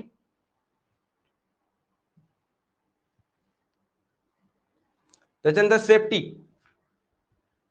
safety aspect of food additive. असं आहे की काही फूड ऍडिटिव्ह असे आहेत की ते बरोबर नाही, म्हणजे ते एफडी अप्रूव्ड नाही. फॉर एक्झाम्पल मल्चिड ग्रीन, मेटॅलिन येलो, कोल्टारडाईज, हे जे गव्हर्नमेंट अप्रूव्ह नाही करत, तर तरी पण ते स्टील काही प्रमाणात आहे. तर मग त्याच्यासाठी काय रेग्युलेशन आहे, काय किती रेग्युलेशन, किती टॉलरन्स आहे, L50 नावाचं मिनिमम 50 डोस, म्हणजे हा पार्शियल डोस किती असतो, काय, या सगळ्या गोष्टी आपण डिटेल, टॉक्सिक लेवल काय आहे, त्याचे अप्रुव्हल काय, लिगल रेग्युलेशन्स काय, हा टॉपिक खूप जास्त महत्वाचा आहे याच्यामध्ये पण. हा, ओके. नंतर नेक्स्ट आहे food packaging and labelling. Food packaging section मध्ये सगळं all about food packaging. Packaging types, कोणते कोणते टाइप्स आहेत, जसे की primary packaging, secondary, tertiary packaging, किंवा पॉलिथिलीन, टेराफ्थॅलेन, नायलॉन, हे वेगवेगळे टाइपचे पॅकेजिंग मटेरियल आपण पाहणार. टेस्टिंग व्हॅरियस पॅकेजिंग मटेरियल्स, कोणकोणत्या मेथड्स आहेत टेस्टिंगच्या, bursting strength, tensile strength, shearing stress, या सगळ्या गोष्टीचा यूज करून how we will check the quality of packaging material. जसे की for example water vapour transmission rate असेल, ऑइल ऑक्सिजन ट्रान्समिशन रेट असेल, हे सगळे वेपर ट्रान्समिशन रेट असते, हे सगळं ह्या पॅकेजिंग टेस्टिंग मध्ये येणार. Next evaluation, then food and packaging material interaction including migration, scalping. हे आपण म्हणजे फूड पॅकेजिंग बरोबर एखादा फूड प्रोडक्ट लॉंग टर्म परत स्टोअर राहिला तर फूड पॅकेजिंग मधलं पर्टिक्युलर पॅकेजिंग मटेरियलचे कंपोनंट त्यात मायग्रेट होतात का, स्कॅल्पिंग होऊ शकते का, काही टॉक्सिसिटी क्रिएट करू शकतो का, ते आपण डिटेल पाहणार. ठीक आहे, हे थोडं फास्ट होतंय बट इट्स जस्ट जनरल. नंतर आपण वेगवेगळ्या टाईपच्या पॅकेजिंग पाहणार आहे, intelligent packaging, active packaging, smart packaging. वेगवेगळ्या पॅकेजिंग मध्ये इंटेलिजंट मध्ये टाइम टेम्परेचर इंडिकेटर असतात, ऍक्टिव्ह मध्ये सर्टन ऍक्टिव्ह कंपाऊंड्स करून त्या प्रोडक्टची शेल्फ लाईफ वाढवली जाते. तर हा सेकंड पार्ट जो आहे. नंतर CAP, control atmospheric packaging, modified atmospheric packaging, हे शेल्फ लाईफ वाढवण्यासाठी फ्रुट्स, व्हेजिटेबल, मीट प्रोडक्ट्स यांच्यासाठी सीएपी, एमएपी वापरलं जातं. त्याच्यानंतर इंटेलिजंट वापरू शकतो. त्याच्या लेबलिंगचे काय रेग्युलेशन, एखादं लेबल लावायचं तर कसं लावणार आहे, किती त्याचे रेग्युलेशन्स काय असले पाहिजे, किती मिलीग्रॅम पर्यंत काय शुगर फ्री म्हणतात, काय, ह्या सगळ्या गोष्टी आपण त्यात पाहणार. ठीक आहे. Nutritional labelling and labelling requirement, एखादा माणूस जर अलर्जिक आहे एखाद्या गोष्टीला तर त्याच्यासाठी न्यूट्रिशनली काय मेन्शन केलं पाहिजे, किंवा शुगर फ्री असेल तर काय मेन्शन केलं पाहिजे, व्हेजिटेरियन असेल तर काय मेन्शन केलं पाहिजे, या सगळ्या गोष्टी आपण पॅकेजिंग मध्ये शिकणार आहे. Next introduction to food processing. आणि हा जो पार्ट आहे हा पण याच्यावर पण खूप सारे क्वेश्चन्स येणार. Food processing, principle of food processing and preservation, या सगळं फूडचं प्रोसेसिंग होणार. फूड प्रोसेसिंग, प्रिझर्वेशन टेक्निक, काय काय प्रिझर्वेशन टेक्निक, ड्रायिंग आहे, डिहायड्रेशन आहे, पिकलिंग आहे, फ्रीजिंग आहे, चिलिंग आहे, वेगवेगळ्या इरॅडिएशन, हे सगळ्या वेगवेगळ्या ज्या टेक्निक्स आहेत फूडच्या शेल्फ लाईफ वाढवण्यासाठी ते वी विल डिस्कस.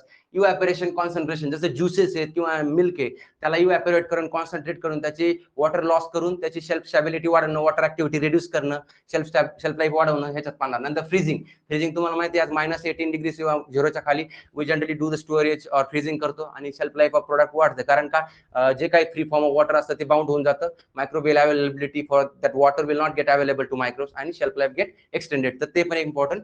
फ्रीजिंग आहे. चिलिंग, लो टेम्परेचरला सर्टन मायक्रोब्स ग्रो होतात, फॉर एक्झाम्पल सायक्रोफिल्स ग्रो होतात. देन ब्लांचिंग काय, thermal processing of fruits, vegetable treatment, certain enzymatic activity आपण रिड्यूस करतो, जसे polyphenol oxidase enzymes that. Okay. नंतर पाश्चरायझेशन काय तुम्हाला माहिती आहे, partial killing of micros generally आपण म्हणतो, but it is a targeted micro organism killing with specific temperature like 72 degree Celsius for 15 seconds, like Coxiella burnetii microorganism, and 63 degrees Celsius for 30 minutes. Okay. Likewise, sterilization, it's a complete killing. UHT, ultra heat treatment or ultra high temperature. In this case, मध्ये आपण 120 ते 150 degree Celsius temperature वापरतो. Generally 138 degree Celsius 2 ते 8 सेकंदासाठी आपण UHT मध्ये वापरतो. ठीक आहे. नंतर रिटॉर्ट प्रोसेसिंग सेम आहे. तुमचं जे ऑटोक्लेविंग प्रोसेस असते सेम त्याच्यासारखंच रिटॉर्ट प्रोसेसिंग असतं. रिटॉर्ट पाउचेस मध्ये आपण स्टरलायझिकली प्रोडक्ट स्टरलाइज करून फिल करतो. त्यानंतर स्मोकिंग, क्युरिंग, हे मीटच्या रिलेटेड येतं. मीट प्रोसेसिंग, जे मीट आहे त्याला स्मोकिंग करतो, क्युरिंग करतो, त्याच्यानंतर कॅनिंग ऑफ मीट पण करू शकतो, बॉटलिंग करतो. या सगळ्या कॉन्सेप्ट आहेत. फूड पावडर, मिनिमल प्रोसेसिंग हा एक महत्वाचा आहे. त्याच्या मिनिमल म्हणजे मिनिमम प्रोसेस करता प्रोडक्टचा न्यूट्रिशनल लॉस नाही होऊ द्यायचा, जसं की cleaning, sorting, cutting, coring, pulping, हे मिनिमम प्रोसेसिंग आहे. ओके. याला म्हणतात मिनिमम प्रोसेसिंग, म्हणजे विदाउट लॉस ऑफ न्यूट्रिशनल. नंतर that is photochemical processes, HPP high pressure processing आहे, advance method of food processing आहे. ऍडव्हान्स मेथड याच्यामध्ये हीट यूज होत नाही. Without use of heat we use to treat your product and inactivation of microbes is done आणि आपण shelf life वाढू शकतो. HPP. Then hurdle technology काय आहे, लिस्नरने काढलेली हर्डल टेक्नॉलॉजी, सायंटिस्ट लिस्नर. तर multiple preservation technology comes together. जसं pH पण मेंटेन करायचा, वॉटर ऍक्टिव्हिटी त्याच टाइमला ऍडजस्ट करायची, शुगर ऍड करायचा, साल्ट ऍड करायची, smoking at multiple preservation techniques comes together to reduce the microbial activity. It's called as a hurdle technology. Hurdle स्वतः सांग, hurdle म्हणजे काय, वेगवेगळ्या प्रकारचे अडथळे. Number of hurdle preservation techniques comes together, that is called hurdle technology. ते आपण पाहू. नंतर technology of fruits and vegetable processing. Technology of fruits and vegetable processing वर खूप सारे कॅनिंग वर प्रश्न येणार. कॅनिंग म्हणजे काय, हे सगळं कमर्शियल कॅनिंग कशी केली जाते हे आपण पाहणार. व्हेजिटेबल प्रोसेसिंग काय, प्रिझर्वेशन ऑफ फ्रुट्स बेवरेज, त्याच्यामध्ये आरटीएस काय असतं, स्क्वॅश, आरटीएस, क्रश, कॉर्डियल, ह्या सगळ्या गोष्टीचे डिटेल, याचे टीएसएस काय असतात, त्याचे स्पेसिफिकेशन, त्याच्या ऍसिडिटी, याच्यावर तुम्हाला खूप सारे क्वेश्चन्स येऊ शकतात. ह्या सेक्शन मध्ये पिकल मधले काय काय प्रॉब्लेम, जॅम, जेली याच्यातले प्रॉब्लेम्स, काय काय फॉल्ट्स असू शकतात, त्याच्यानंतर कॅनिंग प्रोसेस कशी डिटेल आहे, त्याच्यानंतर कोणकोणत्या टाईपचे कॅन्स असतात, sulphur SR can, AR can, वेगवेगळ्या टाईपचे कॅन असतात, तर हे सगळं याच्यामध्ये येणार. त्याच्यानंतर कमर्शियल प्रोसेसिंग, जसं आरटीएसचं कमर्शियल प्रोसेसिंग कसं करणार, आरटीएस रेडी टू सर्व, त्याच्यानंतर कॉर्डियल, क्रश, हे वेगळ्या वेगळ्या गोष्टी कशा प्रोसेस करणार. Carbonated fruit beverages, actually carbonated fruit beverages हे जनरली नसतात, कार्बोनेटेड फ्रूट बिवरेज नसतात, कार्बोनेटेड नसतात, सिरियल बेस्ड फ्रूट कार्बोनेट असतात, ते बियर वगैरे. कोणत्याही फ्रूटला कार्बोनेशन करू शकत नाही आपण डायरेक्टली, कारण जर बिवरेज असेल इन टर्म्स ऑफ ओनली तुमच्या सिरियल्स, त्याला फर्मेंटेशन करून fermented serial based carbonated beverage करू शकतो जनरली. ओके. नंतर पॅकेज ड्रिंकिंग वॉटरचं काय असतं पाहिजे, हार्डनेस किती असला पाहिजे वॉटरचा, 300 ppm पर्यंत, त्याचा TDS किती असला पाहिजे, त्याचं मिनरल मॅटर किती, सगळ्या गोष्टी याच्यामध्ये आपण हे शिकणार. नंतर टेक्नॉलॉजी ऑफ प्लांटेशन क्रॉप. आता हे जे छोटे छोटे सेक्शन आहेत, technology of plantation crop and spice production, हा तसा कोर्स आहे बीटेक फूड टेकला. त्याच्यामध्ये स्पायसेस जसं की टर्मरिक, जिंजर, गार्लिक, ऑनियन, हे 4-5 स्पायसेस मेजर, त्यांची प्रोसेसिंग कशी केली जाते आणि त्यांचे ऍप्लिकेशन हेच पाहायचं. आणि बाकीचे मायनर स्पायसेस, अजोवन असेल किंवा बॅसिल सीड्स असतील, हे जे असतील, ब्लॅक पेपर, हे ब्लॅक पेपर मेजर मध्ये येतो. बट हे जे स्पायसेस आहेत त्यांचे बायोएक्टिव्ह कंपाऊंड, त्यांचे ऍप्लिकेशन, त्यांचे spice value resin, spice oil, हेच इम्पॉर्टंट ह्या सेक्शन मध्ये. बेसिक 5 जे मेजर स्पाइसेस, त्याचं पोस्ट हार्वेस्ट मेथडॉलॉजी आपल्याला ह्या टॉपिक मध्ये खूप जास्त महत्वाचे ब्रॉड क्वेश्चन साठी. ठीक आहे. टेक्नॉलॉजी ऑफ मीट फिश, हा जो टॉपिक आहे याच्यात पण खूप सारे क्वेश्चन्स तुम्हाला येऊ शकतात. मीट प्रोसेसिंग, प्रिझर्वेशन, एगचे प्रोसेसिंग, एक प्रिझर्वेशन काय काय टेक्निक आहेत. एकला आपण मिनरल वॉटरने प्रिझर्व करतो, एक थर्मोस्टॅबिलायझेशन करतो, त्याच्यानंतर lime water preservation, glass water preservation, shell preservation, त्याच्यानंतर तुमचं कॅन्डलिंग टेक्निक आहे ती पण आपण चेक करून बघतो, तर त्यात बघणार आपण. त्याच्यानंतर मीट प्रोसेसिंग, मीट मध्ये काय प्रोसेसिंग, क्युरिंग होतं, स्मोकिंग होतं, त्याच्यानंतर डिफरंट मीटचे प्रोडक्ट्स बनतात, जसे की फ्रँकफर्टर, तुमचे जे सॉसेजेस आहेत, मीट सॉसेजेस, फ्रँकफर्टर आहे, बुलोंगा आहे, वेगवेगळ्या टाईपचे सॉसेजेस ते त्याच्यामध्ये बनतात. तर ती प्रोसेसिंग आपण मीटची पण पाहणार. त्याच्यानंतर प्रोसेसिंग ऑफ फिश मध्ये काय प्रोसेसिंग होते, फिशमध्ये काय फिलेटिंग होतं, फिश ड्रायिंग, साल्टिंग, हे सगळ्या steps fish processing. Marine products, other जे काय असतील, मोलुस, क्रुस्टासियन्स टाईपचे जे फिशेस वगैरे असतील, तर त्याचे पण आपण डिटेल पाहणार. नंतर टेक्नॉलॉजी ऑफ सिरियल प्रोसेसिंग, याच्यावर पण आयोगाकडून खूप जास्त प्रश्न येणार शक्यता आहे. सिरियल प्रोसेसिंग, याच्यामध्ये सगळे सिरियल्स, वीट, बाजरा, सॉर्गम, कॉर्न, ह्याच्या सगळ्यांची milling, wet milling, dry milling, त्याच्या काय काय कॉन्सेप्ट, टेम्परिंग काय असतं, कंडिशनिंग काय असतं, सिप्टर काय असतं, किती % यील्ड येऊ शकते, कसं प्रोसेसिंग केलं पाहिजे, या सगळ्या गोष्टी याच्यात आहेत ह्या टॉपिक मध्ये. सॉर्गन माल्टिंग काय आहे, मॅशिंग काय आहे, त्याच्यानंतर तुमचे वेगवेगळे एक्सट्रुडेड प्रोडक्ट्स आहेत, एक्सट्रुडर, सिंगल स्क्रू एक्सट्रुडर कसा यूज करायचा, ट्विन स्क्रू एक्सट्रुडर यूज करून डिफरंट काइंड ऑफ प्रोडक्ट कसे डेव्हलप करायचे, ह्या सगळ्या गोष्टी या सिरियल बेस्ड प्रोडक्ट मध्ये आपण शिकणार. आणि technology of legume and oil seed processing, oil seeds पण खूप महत्वाचे आहे. इंडियाचा रँक किती ऑइल सीड मध्ये ते तुम्हाला माहित असेल चांगल्या पद्धतीने. ठीक आहे. तर या जसं की लेग्युम, राजस्थान लिडिंग प्रोड्युसर ऑइलचा, तर सोयाबीन ऑइल असेल, ग्राउंडनट ऑइल, त्याचे प्रोसेसिंग काय, ऑइल प्रोसेसिंग काय, ऑइलची रिफायनिंग कशी आहे, जसे की डिगमिंग, नंतर सॉल्वंट एक्स्ट्रॅक्शन, अल्कलायझेशन, ब्लिचिंग, डिओडरायझेशन, हायड्रोजनेशन, सॅबिटरायझेशन, तुमच्यानंतर त्यांच्या इंटरेस्टरिफिकेशन, वेगवेगळ्या स्टेप्स आहेत. तर त्या हे आपल्याला सगळं डिटेलमध्ये याच्यात पाहायचं. अँटी न्यूट्रिशनल फॅक्टर कोणते कोणते आहेत, जे न्यूट्रिशनल व्हॅल्यू तुमच्या प्रोडक्टची कमी करतात, जसे सोयाबीन मध्ये अँटी न्यूट्रिशनल फॅक्टर कोणता आहे, ट्रिप्सिन इनिबिटर, सॅपोनिन्स पण आहे, ट्रिप्सिन इनिबिटर पण आहे, कॉटन सीड मध्ये आहे एक गॉसिपॉल आहे, तर अशाच वेगळे मस्टर्ड सीड मध्ये आणि लायसोथायोसायनेट्स. So different kind of anti-nutritional factors which are present in your food product that will reduce or make it nutritionally make it unavailable to the consumer. तर त्यामध्ये आपण न्यूट्रिशनल अँटी न्यूट्रिशनल फॅक्टर कसे remove करू शकतो, soaking करू शकतो, soaking, steaming, drying करून remove करू शकतो, ते आपण पाहणार. नंतर मिल्क अँड मिल्क प्रोडक्ट मध्ये तर ऑलमोस्ट ऍग्रिकल्चर वाल्यांना फॅमिली राहत मिल्कच्या रिलेटेड. रिसेंट ट्रेंड काय, इंडियाचं प्रोडक्शन किती आहे, इंडियात कोणता स्टेट लिडिंगला आहे, किती % मध्ये लिक्विड मिल्क जाते, किती % मध्ये अदर प्रोडक्ट जातात.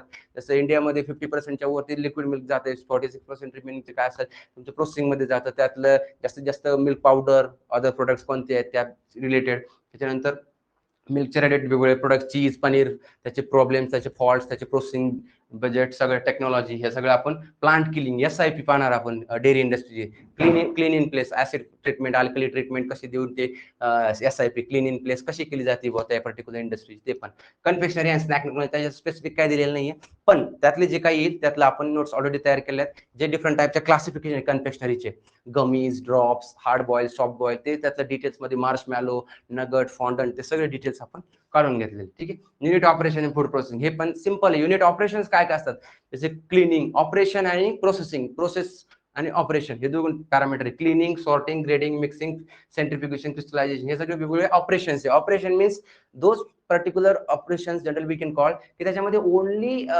फिजिकल चेंजेस हॅपन, त्याच्यामध्ये केमिकल चेंजेस हॅपन नाही होणार. जे प्रोसेस असते त्यात फिजिको केमिकल पण चेंजेस होतात, त्याला प्रोसेस म्हणतात. पण ऑपरेशन मध्ये ओनली फिजिकल चेंजेस होतात, त्याला ऑपरेशन म्हणतात. ठीक आहे. क्लिनिंग मध्ये फक्त physically separate out. Sorting means physical parameter sort separate करायचं. Grading on the basis of quality parameter separation. Mixing, different mixing, नंतर centrifugation by application of centrifugal force आपण सेपरेट करू शकतो. Crystallisation by evaporation, crystallisation. Size reduction, different size reduction equipments आहेत, जसे burr mill आहे, attrition mill आहे, ball mill आहे, तर आपण त्याने साईज रिडक्शन करू शकतो. मेम्ब्रेन सेपरेशन, जसं की रिव्हर्स ऑस्मॉसिस, त्याच्यानंतर अल्ट्रा फिल्ट्रेशन, परिवेपरेशन, त्याच्यानंतर तुमचं मायक्रो फिल्ट्रेशन, वेगवेगळे different filtration techniques comes under the membrane filtration. तर या प्रकारे वेगवेगळ्या तुमच्या हे आहेत काय युनिट ऑपरेशन्स. त्याच्यानंतर नॅशनल आणि इंटरनॅशनल कोडेक्स स्टँडर्ड्स, हा जो टॉपिक आहे याच्यावरती पण most of the data means तुमच्या एक्झामला ज्यादा डिपेंड आहे. एक तर फूड सेफ्टी, सेकंड हाय का, तर हा करंट त्याच्याशी अवलंबून आहे. जर तुम्ही as a food safety officer me work करतोय तर मला हे सगळे नॉर्म्स माहीत असले पाहिजे ना. कोडॅक्स काय काम करतं, FSSAI काय काम करतं, कसं त्यांचं फूड अनालिस्टचं सॅम्पल कलेक्शनचं काम कसं आहे, फूड इन्स्पेक्टर कसं वर्क करतो, तर या सगळं. आणि this will not comes through the proper teaching. हे जर तुम्ही FSSAIच्या साईटवर गेले हा पर्टिक्युलर टॉपिक किंवा याच्या नोट्स थ्रू, तुम्ही थेरॉटिकल पार्ट आहे, तुम्हाला डबल टिबल 4 वेळा वाचावं लागेल तेव्हा तो क्लिअर होईल. तुम्हाला कितीही समजून सांगायचा प्रयत्न केला, this is not like a story, हे पर्टिक्युलर थेरॉटिकलच आहे. तर आपल्याला हे पार्ट करून त्याचे नॉर्म्स क्लिअरच माइंडमध्ये ठेवावे लागतील. ह्या टॉपिकवर आणि फूड सेफ्टीच्या टॉपिकवर तुम्ही, फूड सेफ्टी तर कन्सेप्च्युअल आहे ते कळतं, पण याच्या कन्सेप्च्युअल नाही, हे डायरेक्ट थेरॉटिकली तुम्हाला रट्टा मारल्या टाईप याच्यासाठी ट्राय करावं लागेल. तर WTO, world trade organization, world थेरो ऑर्गनायझेशन, फूड ऍग्रिकल्चर ऑर्गनायझेशन, तुमचं TBT काय, तर ह्या सगळ्या जे कॉन्सेप्ट असतील ह्या सगळ्या तुम्हाला डिटेलमध्ये पाहायच्या. त्याचं वर्किंग, रिस्पॉन्सिबिलिटी, प्रिन्सिपल्स, जे जे काही साईट्सवर FSSAIचे हे सगळं डिटेल असणार. त्याच्या साईट्सवर आम्ही पण तुम्हाला डिटेलमध्ये डेटा देऊ अलॉंग विथ दॅट, आणि मग ते तुमचं क्लिअर होईल. यात तुम्हाला जास्त थेरॉटिकली किंवा समजून घेण्यासारखं काही नाही. तुम्ही जितक्या वेळ रीड कराल you will get better way. Okay.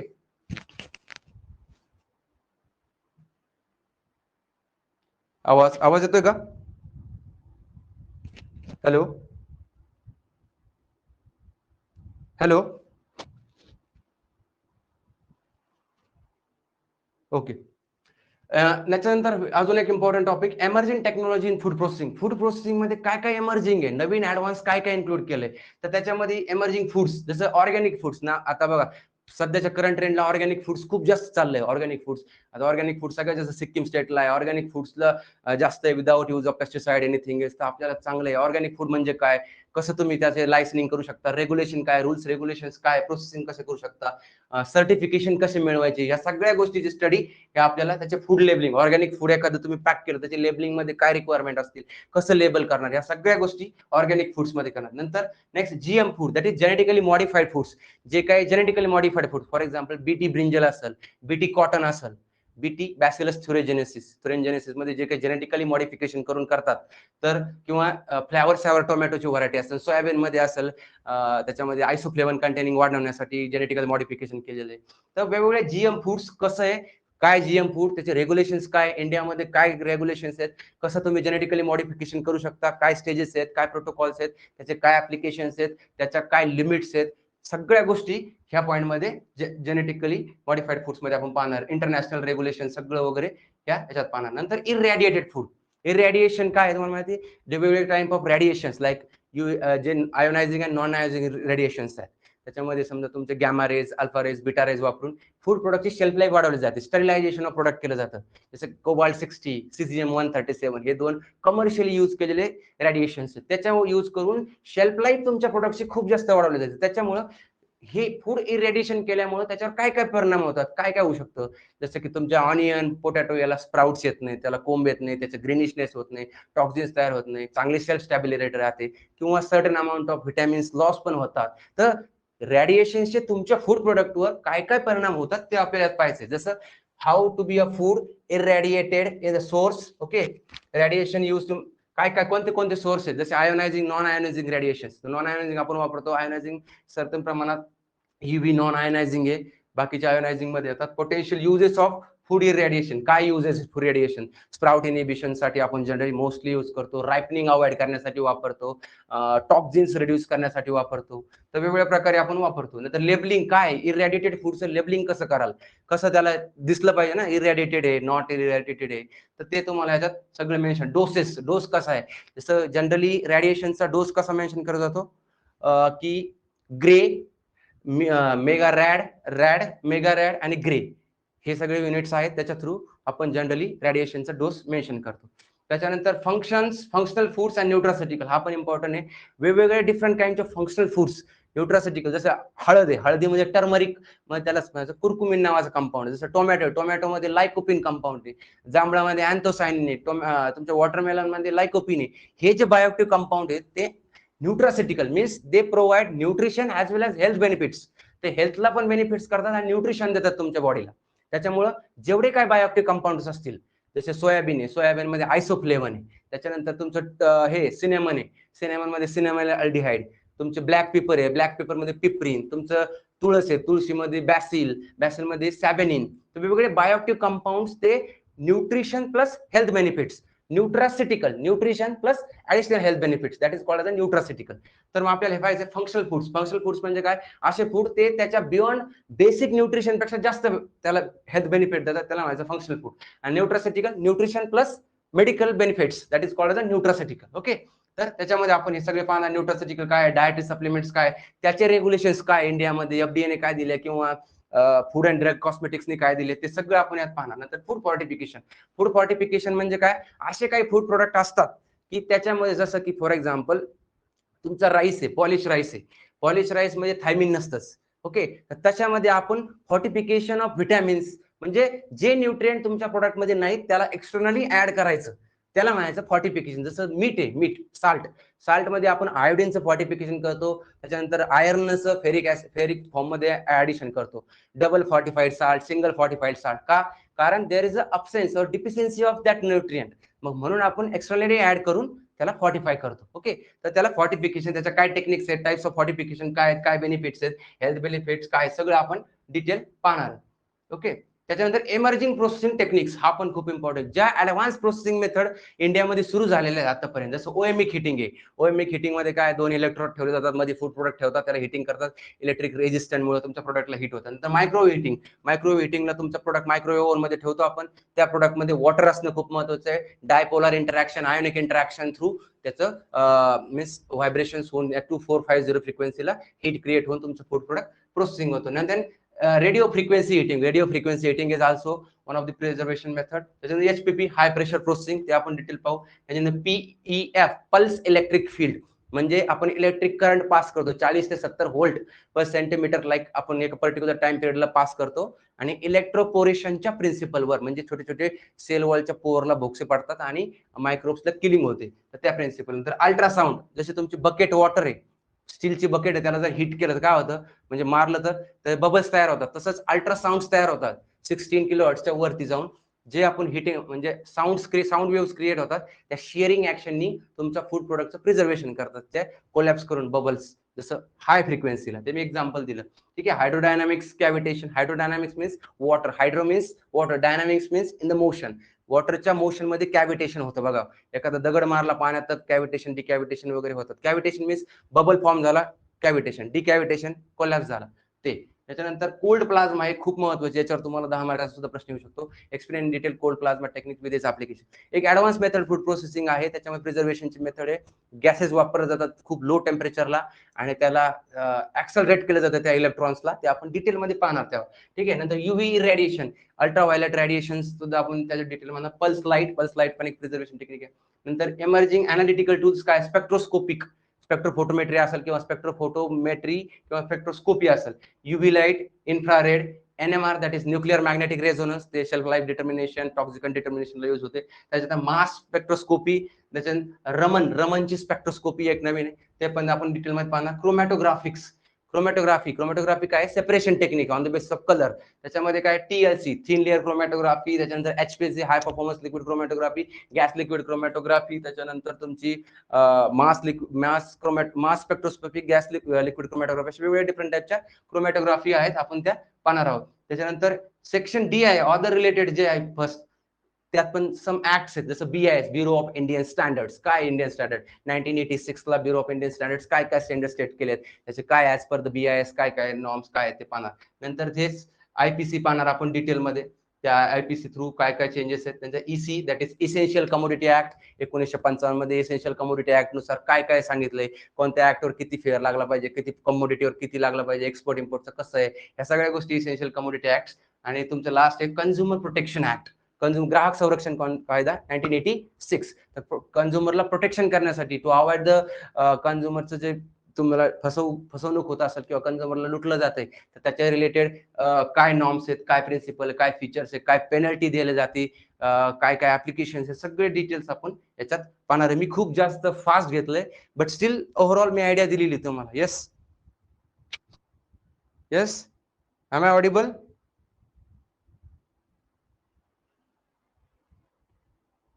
Yes, okay. So आपण ह्या सगळ्या गोष्टी डिस्कस केलेल्याच आहेत. रेफरन्स बुक मी तुम्हाला सांगतो, याच्यामध्ये मी ऑलरेडी तुम्हाला सांगितले बेसिक्स जे बुक्स आहेत, very important, most of the सांगतात. माझ्या पर्सनल एक्सपिरियन्स वरून, food science by Norman Potter खूप चांगली बुक आहे, मी ते सगळं तुम्हाला लिंक थ्रू दिलं जाईल. Food science by Norman Potter, त्याच्यानंतर फूड सायन्स बाय श्रीलक्ष्मी, त्याच्यानंतर food facts and principle by Shakuntala Mane, त्याच्यानंतर preservation of fruits vegetable by Srivastava, त्याच्यानंतर food microbiology by William C Frazier, and last one तुम्ही अजून एक घ्या, bakery processing cereal and bakery technology by Neelam Khetrapal. हे 4-5 पुस्तक जर व्यवस्थित वाचून झाले, म्हणजे एवढा टाइम नाही, बेसिक म्हणजे कधी पण कोणती एक्झाम असेल तर पुस्तक घेतलं म्हणजे लाईन टू लाईन वाचायचं नसतं, you need only extract out of it. तर ते कसं नोट्स बनवता, कसं मी ऑलरेडी या सगळ्या नोट्स, तुमच्या त्या नोट्स सगळ्या ज्या आहेत पॉइंट वाईज मी प्रत्येक बुक्स मधून काढूनच त्यांना दिलेले आहेत. आणि एनी डाऊट्स असेल, any tiny amount of doubts, जेव्हा तुम्हाला नोट्स मिळतील किंवा काही असेल टॉपिक बद्दल, तर you freely discuss with me, no issue. आपण क्लिअर करू कॉन्सेप्ट. होप सो तुम्हाला पण चांगली पोस्ट मिळेल, त्याच्याबद्दल आमच्याकडून जेवढं होईल तेवढं नक्कीच प्रयत्न कर. तर anyone having any doubts with regarding the introduction of syllabus or anything else with respect to the food technology? Basically see मी काय घेणार आहे, मी फूड प्रोसेसिंगच्या रिलेटेड किंवा food technology related most of the data मी घेणार आहे, फूड टेक्नॉलॉजी रिलेटेड. आणि मला टॉपिक शिकवायला वेळ लागतो, कारण कॉन्सेप्ट क्लिअर झाला पाहिजे. आता हा पूर्ण तुमचा सिलेबस ओव्हरऑल सांगणं, it is very difficult within 1 hour, कारण हा खूप वास्ट सिलेबस आहे. मी जसं म्हटलो की कार्बोहायड्रेट स्टार्ट केलं की आपला एक क्लास पूर्ण त्याच्यातच जाईल. नंतर सेकंड क्लासला आपला जाईल कार्बोहायड्रेटचं effect of processing on carbohydrate. So that is little bit quite difficult, but आपण कंटिन्युअस क्लासेस घेऊन तुमचे पण माइंडसेट असला पाहिजे, सगळ्या दृष्टीने आपण विदिन अ टाइम कव्हर करू. कोणत्या प्रकारचे क्वेश्चन्स असतील, काय सगळं आपण त्यानुसार ठरवू. Okay, anyone having steel any doubts, कुठला कॉन्सेप्ट बघा, मी जे माझा पर्सनल एक्सपिरियन्स आहे, जे फूड टेक्नॉलॉजीचे तुम्हाला जे क्वेश्चन्स असतील, जे कॉन्सेप्च्युअल क्वेश्चन्स असतील, त्याच्याबद्दल मी क्लिअरली तुम्हाला कॉन्सेप्ट एकदम क्लिअर करून देईल. पण जे थेरॉटिकली आहे, जे की तुम्हाला स्वतः रीड करून करावं लागेल, so there is no option, तुम्हाला रीडच करावं लागेल. जसं एमपीएससीला तुम्ही बाकीचे कलम या काही पण जनरल नॉलेज जे असतं तुम्ही लक्षात ठेवता, तसं ते certain amount of laws regulations जे आहे ते तुम्हाला लक्षातच ठेवावं लागेल. बाकी food safety, food processing, emerging technology, हे टेक्निकल आस्पेक्ट्स मी डिटेल विथ डायग्राम सगळं तुम्हाला व्यवस्थित शिकवल, त्याच्याबद्दल काही डाऊट येणार नाही from my side. Okay, see initially तुम्हाला नोट्स पीडीएफ मध्ये देतील आणि एकदा थोडं स्टार्टअप झालं की तुम्हाला प्रत्येकाच्या इंडिव्हिज्युअल ऍड्रेसवर प्रिंटेड फॉर्म मध्ये as per topic wise chemistry असो किंवा तुमचे पेपर ए बी असो टोटल नोट्स तुम्हाला तुमच्या ऍड्रेसवर सर देतील. ओके.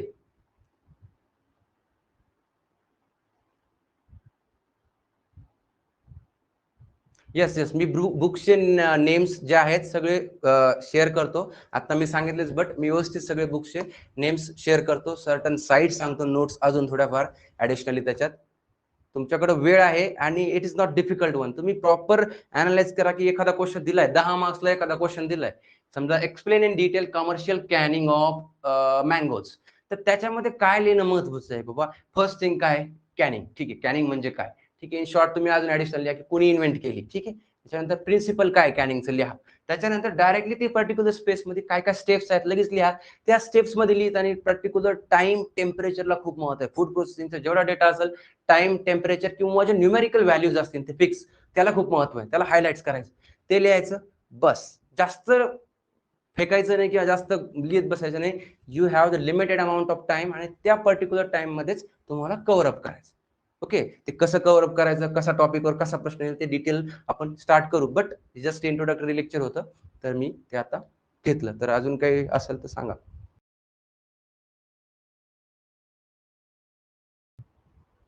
See it's depend. क्लासच्या नोट्स तर सफिशियंट असतीलच, कारण ही जी एक्झाम देणार आहेत ते सगळे फक्त फूड टेकचे मुलं नाही देणार. जरी पॅनलिस्ट जे असतील पेपर काढणारे किंवा चेकिंगला फूड टेकचे असले तरी ओव्हरऑल जो पेपर असतो तो ओव्हरऑल विचार केला जातो की बाबा ओव्हरऑल यांनी काय लिहिलं. तुम्हाला डेप्थ मध्ये देतं, सायंटिस्टचा पेपर नाही लिहायचा आहे, त्यामुळे तुम्हाला notes will be enough I think so. But जर एखाद्याला वाटत असेल की सिक्युअर थोडं मला ऍडिशनली वाचायचं इच्छा आहे किंवा मला नाही चान्स घ्यायचा, so you can additionally read the books. आणि त्यात एक दोनच बुक्स असे ते जरी वाचून काढले थोडे थोडे व्यवस्थित तरी तुम्हाला बाकीचे बुक्स पण पाहिजे गरज नाही. पण I think so notes will definitely help you. आणि जर काही एखाद्या टॉपिकवर तुम्हाला वाटलं की हे नाहीये सर याच्यात किंवा याचं आम्हाला कळालं नाही किंवा हे चुकीचं वाटतं, मग तुम्ही डिस्कस करा. आपण त्याच्या अजून डिटेलमध्ये शोधू. डिटेलमध्ये तुम्हाला मी देईल, असं काही इश्यू नाही नोट्सचा. हे बघा सिलेबस कव्हरिंगचं तर मी कंटिन्युअस क्लासेस घेणार आहे. मला थोडा वेळ लागतो टीचिंगला थोडासा, पण तुम्हाला पण वेळ मिळेल. ऍटलिस्ट 1.5 महिन्यामध्ये आपण हा पूर्ण सिलेबस कव्हर करून घेऊ. म्हणजे तुम्हाला पण अभ्यासाला सिरीज सगळ्या गोष्टीला वेळ मिळेल. फक्त जर क्लासेस घेतले, तुमची रायटिंग प्रॅक्टिस खूप महत्वाची. तुम्हाला रिटर्न मध्ये प्रॅक्टिस करायची, तुम्ही टाइम लावायचा, स्वतः पण घरी करायचं, टेस्ट सिरीज पण करायच्या, ह्या पण करायचं. तुम्ही जितकी जास्त प्रॅक्टिस कराल दॅट विल बी बेटर. कारण फक्त ऐकून काय होत नाही, रिटर्न तुमची प्रॅक्टिस हे खूप महत्वाचं. तर आपण त्या हिशोबाने करू. येस लेक्चर हे प्रत्येक सिलेबस वाईज होणार. सिलेबस जसं पॉईंट आहे त्या पॉईंट वाईजच लेक्चर्स होणार. आज छोटा टॉपिक घेतला त्याच्या पीपीटी बनवले 10 12 15 काय स्लाइड असतील, त्या दिवशी तो टॉपिक कव्हर होणार पूर्ण. तो टॉपिक झाल्यानंतर सेकंड क्लासला त्याच्या पुढचा टॉपिक असं व्यवस्थित त्याच्यातलं टॉपिक वाईज आपण घेणार.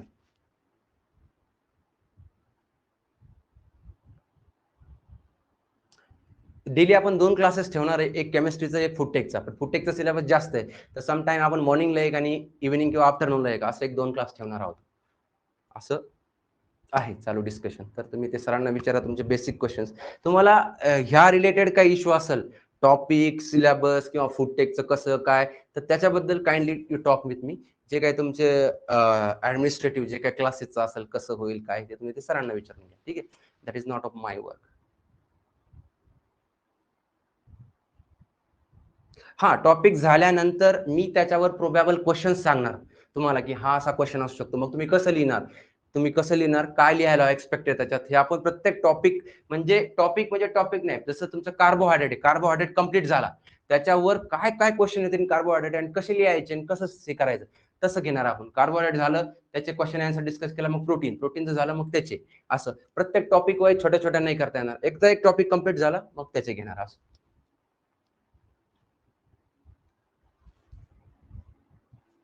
मी ऑलरेडी बुक्सचं नाव सांगितले, मी तरी पण डिटेल एकदा परत तुम्हाला टाकून देतो बुक्स टेलिग्रामच्या चॅनलवर. बुक्स बद्दल चिंता नको. डेफिनेटली सगळं जे काही कोर मटेरियल आहे तेच तुमच्यापर्यंत पोहोचेल याची गॅरंटी. रिगार्डिंग फूड टेक्नॉलॉजी मी घेतो, ठीक आहे. नॉन फूड बॅकग्राऊंडला जर हे बघा, नॉन फूड बॅकग्राऊंडला सुद्धा झेपल नाही असं नाही. तुम्ही क्लासेस जॉईन करा, तुम्हाला नाही समजलं दोनदा विचारा, तीनदा विचारा. तुम्ही आधीच जर निगेटिव्ह विचार केला तर it is quite difficult. Non फूडचा काही विषय नाही. फूड टेकचे बघा, मी स्वतः फूड टेकचं मी एक्झाम देत नाही, कारण का मला प्रिलिम्सचं काही येत नाही. मी कोर फूडचा आहे. हा जर पेपर मला दिला फक्त मेन्सला बसा करा म्हटलं तर मी खुशी खुशी करेल. पण प्रिलिम्स मध्ये प्रॉब्लेम, फूड टेकचेच मुलं याच्यात असं नाहीये, सगळे ऍग्रिकल्चरचे मुलं वेगवेगळ्या बॅकग्राऊंडचे. तर तसं तुम्ही मानू नका. तुमच्या कॉन्सेप्ट नक्की क्लिअर होतील फ्रॉम माय साइड. नाही झालं तर डबल आपण डिस्कस करू. त्याचा काही इश्यू येणार नाही. पण असं नाही की बाबा आता ऑलरेडी प्री क्लिअर आहे तर यू पुट युअर 100%. चांगलंच होईल असं मला वाटतं. I don't have idea about merit and all. पण मागच्या वेळेस पेपर दिला होता त्या ऑब्जेक्टिव्ह टाईपचा होता, तर त्याच्यानुसार लेडीजचं मेरिट थोडं कमी लागतं.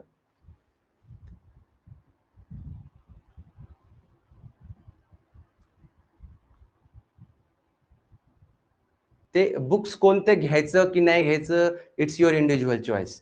बघा, बुक्स फक्त बुक्सला तुम्ही घेतलं, बुक्स डायरेक्टली बुक्स बघत नाही आणि तुम्हाला आयडिया येत नाही, कारण तुम्ही त्यातले कोर नसतात. तुम्ही बघितलं, तुम्हाला वाटलं आहे, कारण ते जे बुक्स असतात काही काही ते प्रिंटेड असतात, त्यात इकून तिकून कॉपी करून डेटा टाकलेला असतो आणि ते तुम्ही तसेच परचेस करता. एखादी बुक घेण्याऐवजी एखादी त्याची सॅम्पल कॉपी बघा, काहीतरी बघा, त्याच्यानंतर वाटलं तर माझ्याशी डिस्कस करा जर असेल वेळ तर. पण बाकी जास्त मल्टिपल सोर्सेसचा यूज करण्यापेक्षा, कन्फ्युज होण्यापेक्षा जे ऑथेंटिक सोर्सेस आहेत त्याच्याशी यूज करा. मिनिमम सोर्सेस मॅक्सिमम बेनिफिट असं करा. जास्त मॅक्सिमम सोर्सेस बेनिफिट होत नाही मग, कारण इथलं वेगळं त्यातलं वेगळं त्यातलं वेगळं कन्फ्युज होऊन जातं. ऑलरेडी बऱ्याचशा लोकांना हे जे न्यू आहे, हे टॉपिक जे आहेत किंवा फूड टेक आहे ते न्यू आहे. तर मी जे सांगाल त्यातून तुम्ही थोडंसं वाचा, मी जे सांगाल तसं कॉन्सेप्ट तुम्ही रीड करा, तुम्हाला डेफिनेटली बेनिफिट होईल असं मला वाटतं. Okay, fine. अपलोड केला जाईल व्हिडिओ. लाईव्ह प्लस रेकॉर्ड आहे, दोन्ही असणार आहे.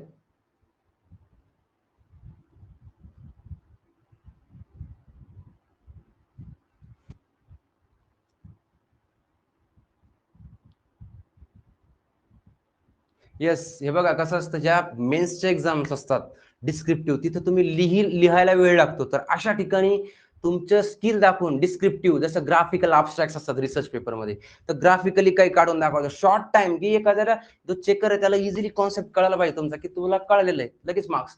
एवढं लिहित बसण्यापेक्षा तुम्हाला ती तुमची स्किल आहे. If you have skill, diagram असेल, पाय चार्ट असेल किंवा काही असेल, तुम्ही काढलं, टाइम वाचवला, तर दॅट इज डेफिनेटली बेटर असं मला वाटतं. कारण खूप टायमाचा इश्यू होऊ शकतो. पॅटर्न एकदा तुम्ही एक पेपर, कारण ते माहित नाहीये, त्याच्यामुळे तुम्ही विथ प्रॉपर तयारी राहा असं मला वाटतं. आणि त्याच्यात काय काय डायग्राम कुठं काय असेल ते आपण सगळं डिस्कस करणारच आहोत. येस, वर्ड लिमिट्स म्हणजे एक पर्टिक्युलर स्पेसिंग असते. कोणताही पेपर द्या तुम्ही, एआरएसचा द्या, मेन्सचा, युपीएससीचा द्या, कशाचा द्या, त्या पर्टिक्युलर स्पेस आहे, तेवढ्या स्पेसच्या बाहेर लिहायचं नाही, तेवढंच लिहायचं. त्याच्यामुळे लिहिताना उगाच काही पण फेकायचं नाही किंवा काही नाही. येत नसेल तर जितकं येतं तितकंच लिहायचं. Specific, you should be a very specific. कारण काय होतं, सुरुवातीला जर तुम्हाला 2 मार्क्सचा क्वेश्चन असेल आणि तुमचे 2 मार्क्सचे क्वेश्चन जर समजा 20 क्वेश्चन असतील, 20 पैकी तुमचे 2 मार्क्सचे जर 18 क्वेश्चन बरोबर असेल, तर चेकरला समजते अरे पोरगं हुशार आहे, कारण बेसिक ऑब्जेक्टिव्ह टाईप असे टाईप क्वेश्चन आहेत. आणि मग ब्रॉड मध्ये तुम्हाला मार्क्स मिळून जातात, असा पण प्लस पॉईंट होतो. पण तुम्ही जर सुरुवातीला चुका केल्या, चुकीचं लिहिलं काही पण, तर बॅड इम्प्रेशन पडतं. जे मिळायचे मार्क ते पण नाही मिळत, असं पण होतं. कारण हे जे पेपर असतात ते कम्प्लीट रीड करूनच चेक केले जातात. इथं काय सेमिस्टर एंड पेपर नसतात की मारा खुना द्या मार्क्स, असं नाही. विथ प्रॉपर टायमिंग दिलेलं असतं. पण एकदा इम्प्रेशन असतं की हा, हे ऑब्जेक्टिव्ह एवढा साऊंड आहे तर डेफिनेटली थेरॉटिकली पण साऊंड असेल, एक इम्प्रेशन पडतं. सो माझं म्हणणं एवढंच राहील की लिहिताना अॅक्युरेसी विथ पॉईंट वाईज, आणि जे काही त्याचे स्टँडर्ड्स असतील, टेम्परेचर, टाइम, काही पण, ते व्यवस्थितच लिहायचे. बस त्याला जास्त वेटेज राहतं प्रत्येक ठिकाणी. ठीक आहे. स्पोर्ट्स पर्सनला आता बघा, हार्डचं काही नाही कोणाला, तुम्ही ट्राय करा. आता हार्ड जाईल कोणाला, आता तुम्ही शिकवलं, तुम्हाला सोपं गेलं, तर मी कसं, तुम्हाला कसं कळलं हार्ड आहे का सॉफ्ट. जेव्हा तुम्ही घुसाल तेव्हाच त्यातून काहीतरी म्हणजे इझी होतं. आणि सी मला एक तर म्हणजे मी दोन्ही पण भाषेत सांगाल, इंग्लिशमध्ये सांगाल, मराठीतच सांगाल, त्याचा काही इश्यू नाही. त्यामुळे तुमच्याच्याने जितकं होईल तितकं तुम्ही प्रयत्न करा. शेवटी तुमचे एफर्ट्स आणि वरच्याचे एफर्ट्स, दुसरं काही नाही. आशीर्वाद त्याने दिले तर तुम्ही करू शकता. असं काही नाहीये की हे करू शकतो तो नाही करू शकत.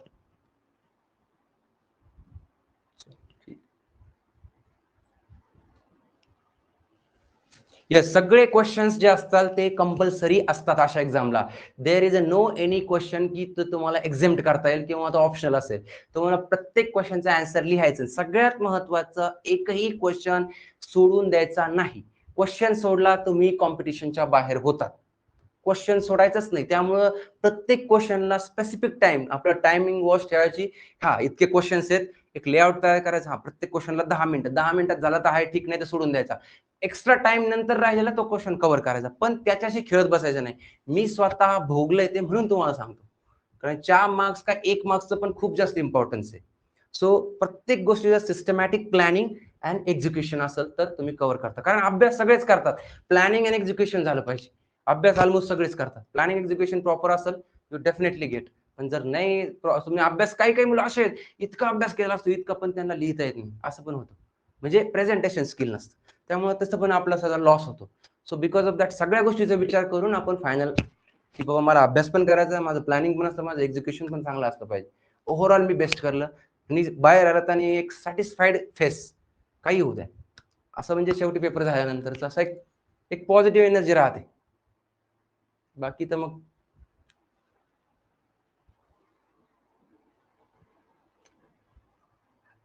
हो, एक ARSच्या क्वेश्चन पेपर्स आहेत माझ्याकडं. म्हणजे मी सगळे ऑब्जेक्ट मेमरी बेस्ड क्वेश्चन्स काढून ठेवलेले आहेत. तर त्याच्यानुसार पण ते ARSची क्वेश्चनची 2 मार्क्सची जी स्ट्रेंथ आहे, ते लिटल बिट हार्डर आहे ॲज कम्पेअर टू तुमचे एफएस. एफएसला एवढे हार्ड क्वेश्चन नाही येणार. ARSला थोडंसं हार्ड आहे लेव्हल. कारण तिथं कोर फूड टेक्नॉलॉजीचीच लोक आहे आणि ती सायंटिस्टची पोस्ट होती. तसं तसं पण मी तुम्हाला सगळे क्वेश्चन डिस्कस करेलच. जसं त्याने एक विचारलं होतं, हॉट ब्रेक प्रोसेस आणि cold break process. Hot break process कशामध्ये यूज होते आणि कोल्ड ब्रेक प्रोसेस कशामध्ये यूज होते. आता हॉट ब्रेक प्रोसेस ही टोमॅटो ज्यूस प्रोसेसिंग मध्ये होतं आणि कोल्ड ब्रेक प्रोसेस जनरली ज्युसेसमध्ये. ते टोमॅटो ज्युसेसमध्ये जे पॅक्टिन मेथिल एस्टरेज एन्झाइम आहे, त्याची ऍक्टिव्हिटी स्टॉप करण्यासाठी and to increase the viscosity of that ketchup, म्हणून आपण हॉट ब्रेक प्रोसेस वगैरे ट्रीटमेंट करतो. तर ते एक वेगळी आहे. त्याचं मी असे भरपूर लिहिलेले, माझ्याकडे सगळं डेटा आहे, क्वेश्चन्स आहेत, मागच्या क्वेश्चन पेपर आहे ऑब्जेक्टिव्ह टाईप, ज्या 1-1 मार्कासाठी किंवा 2-2 मार्कासाठी विचारले जाऊ शकतात. ते तुम्हाला मी सगळं सांगा, त्याच्याबद्दल काही विषय नाही. आज फक्त एक इंट्रोडक्टरी सांगितलं की असं असू शकतं. प्लॅनिंग अँड एक्झिक्युशन ह्या दोनच गोष्टीला 50% वेटेज आणि 50% तुमचा अभ्यास. जर तुमचा अभ्यास फुल आहे, तुमचं प्लॅनिंग एक्झिक्युशन नाही, नाही होत पेपर कव्हर. आता तुमचा इकडचा पॅटर्न कसा आहे माहित नाही, पण तुम्ही तयारीत तसं राहा. Your mind set should be like this, की हा मला लिमिटेड टाइम आहे, मला कव्हर अप करायचं असं. आणि जास्त फापट लिहायचं नाही, जितकं पॉईंट वाईज लिहायचं, जितकं लिहायचं तितकं.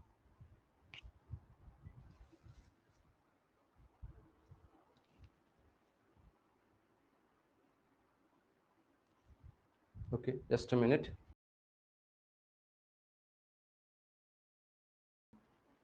Okay okay, thank you so much. अजून काही डाऊट्स असतील, anything else as a problem, की बाबा असं कसं असेल, याचं काय होईल, तरी आपण ते डिटेलमध्ये डिस्कस करू शकतो, तसं काही प्रॉब्लेम नाही. ठीक आहे. जुलैपर्यंत सिलेबस, जुलै एंडिंग पर्यंत तर डेफिनेटली सिलेबस कव्हर होईल. आपण हा 10 ऑगस्ट पर्यंत आपलं सगळं कव्हर होऊन जाईल. आपण हे तुम्हाला फक्त रनअप नाही करायचं, सिलेबस आपल्याला फास्ट फास्ट घेऊन कॉन्सेप्ट नाही कळाले आणि मग ते काय कामात. तुमचं बोथ मीन्स बॅलन्स पाहिजे, की बाबा तुमचा सिलेबस पण व्यवस्थित चालला पाहिजे, तुम्हाला अंडरस्टँडिंग पण झाली पाहिजे आणि तुम्हाला नंतर अभ्यासाला टाइम पण भेटला पाहिजे. या हिशोबानेच आपण करणार आहे सगळ्या गोष्टी आणि त्यासाठी आम्ही एफर्ट्स पुट करणार आहेत. त्यामुळे त्याबद्दल तुम्ही टेन्शन घेऊ नका. आपण 2 क्लास डेली जरी घेतले तरी आपलं most of the syllabus easily cover होईल. एनीवन, अजून काही? प्रत्येक स्टेटला जी एक्झाम होती मेन्सची, ती आतापर्यंत ऑब्जेक्टिव्ह टाईपच आहे मोस्ट ऑफ द ठिकाणी. तर सब्जेक्टिव्ह टाईप नाही एक्झाम्स आपल्या आयोगानेच ह्यावेळेस केले. तर काही क्वेश्चन असतील एफएसओ चे इकडचे तिकडचे, तर बघतो, असेल तर तुम्हाला नक्की प्रोव्हाइड करू.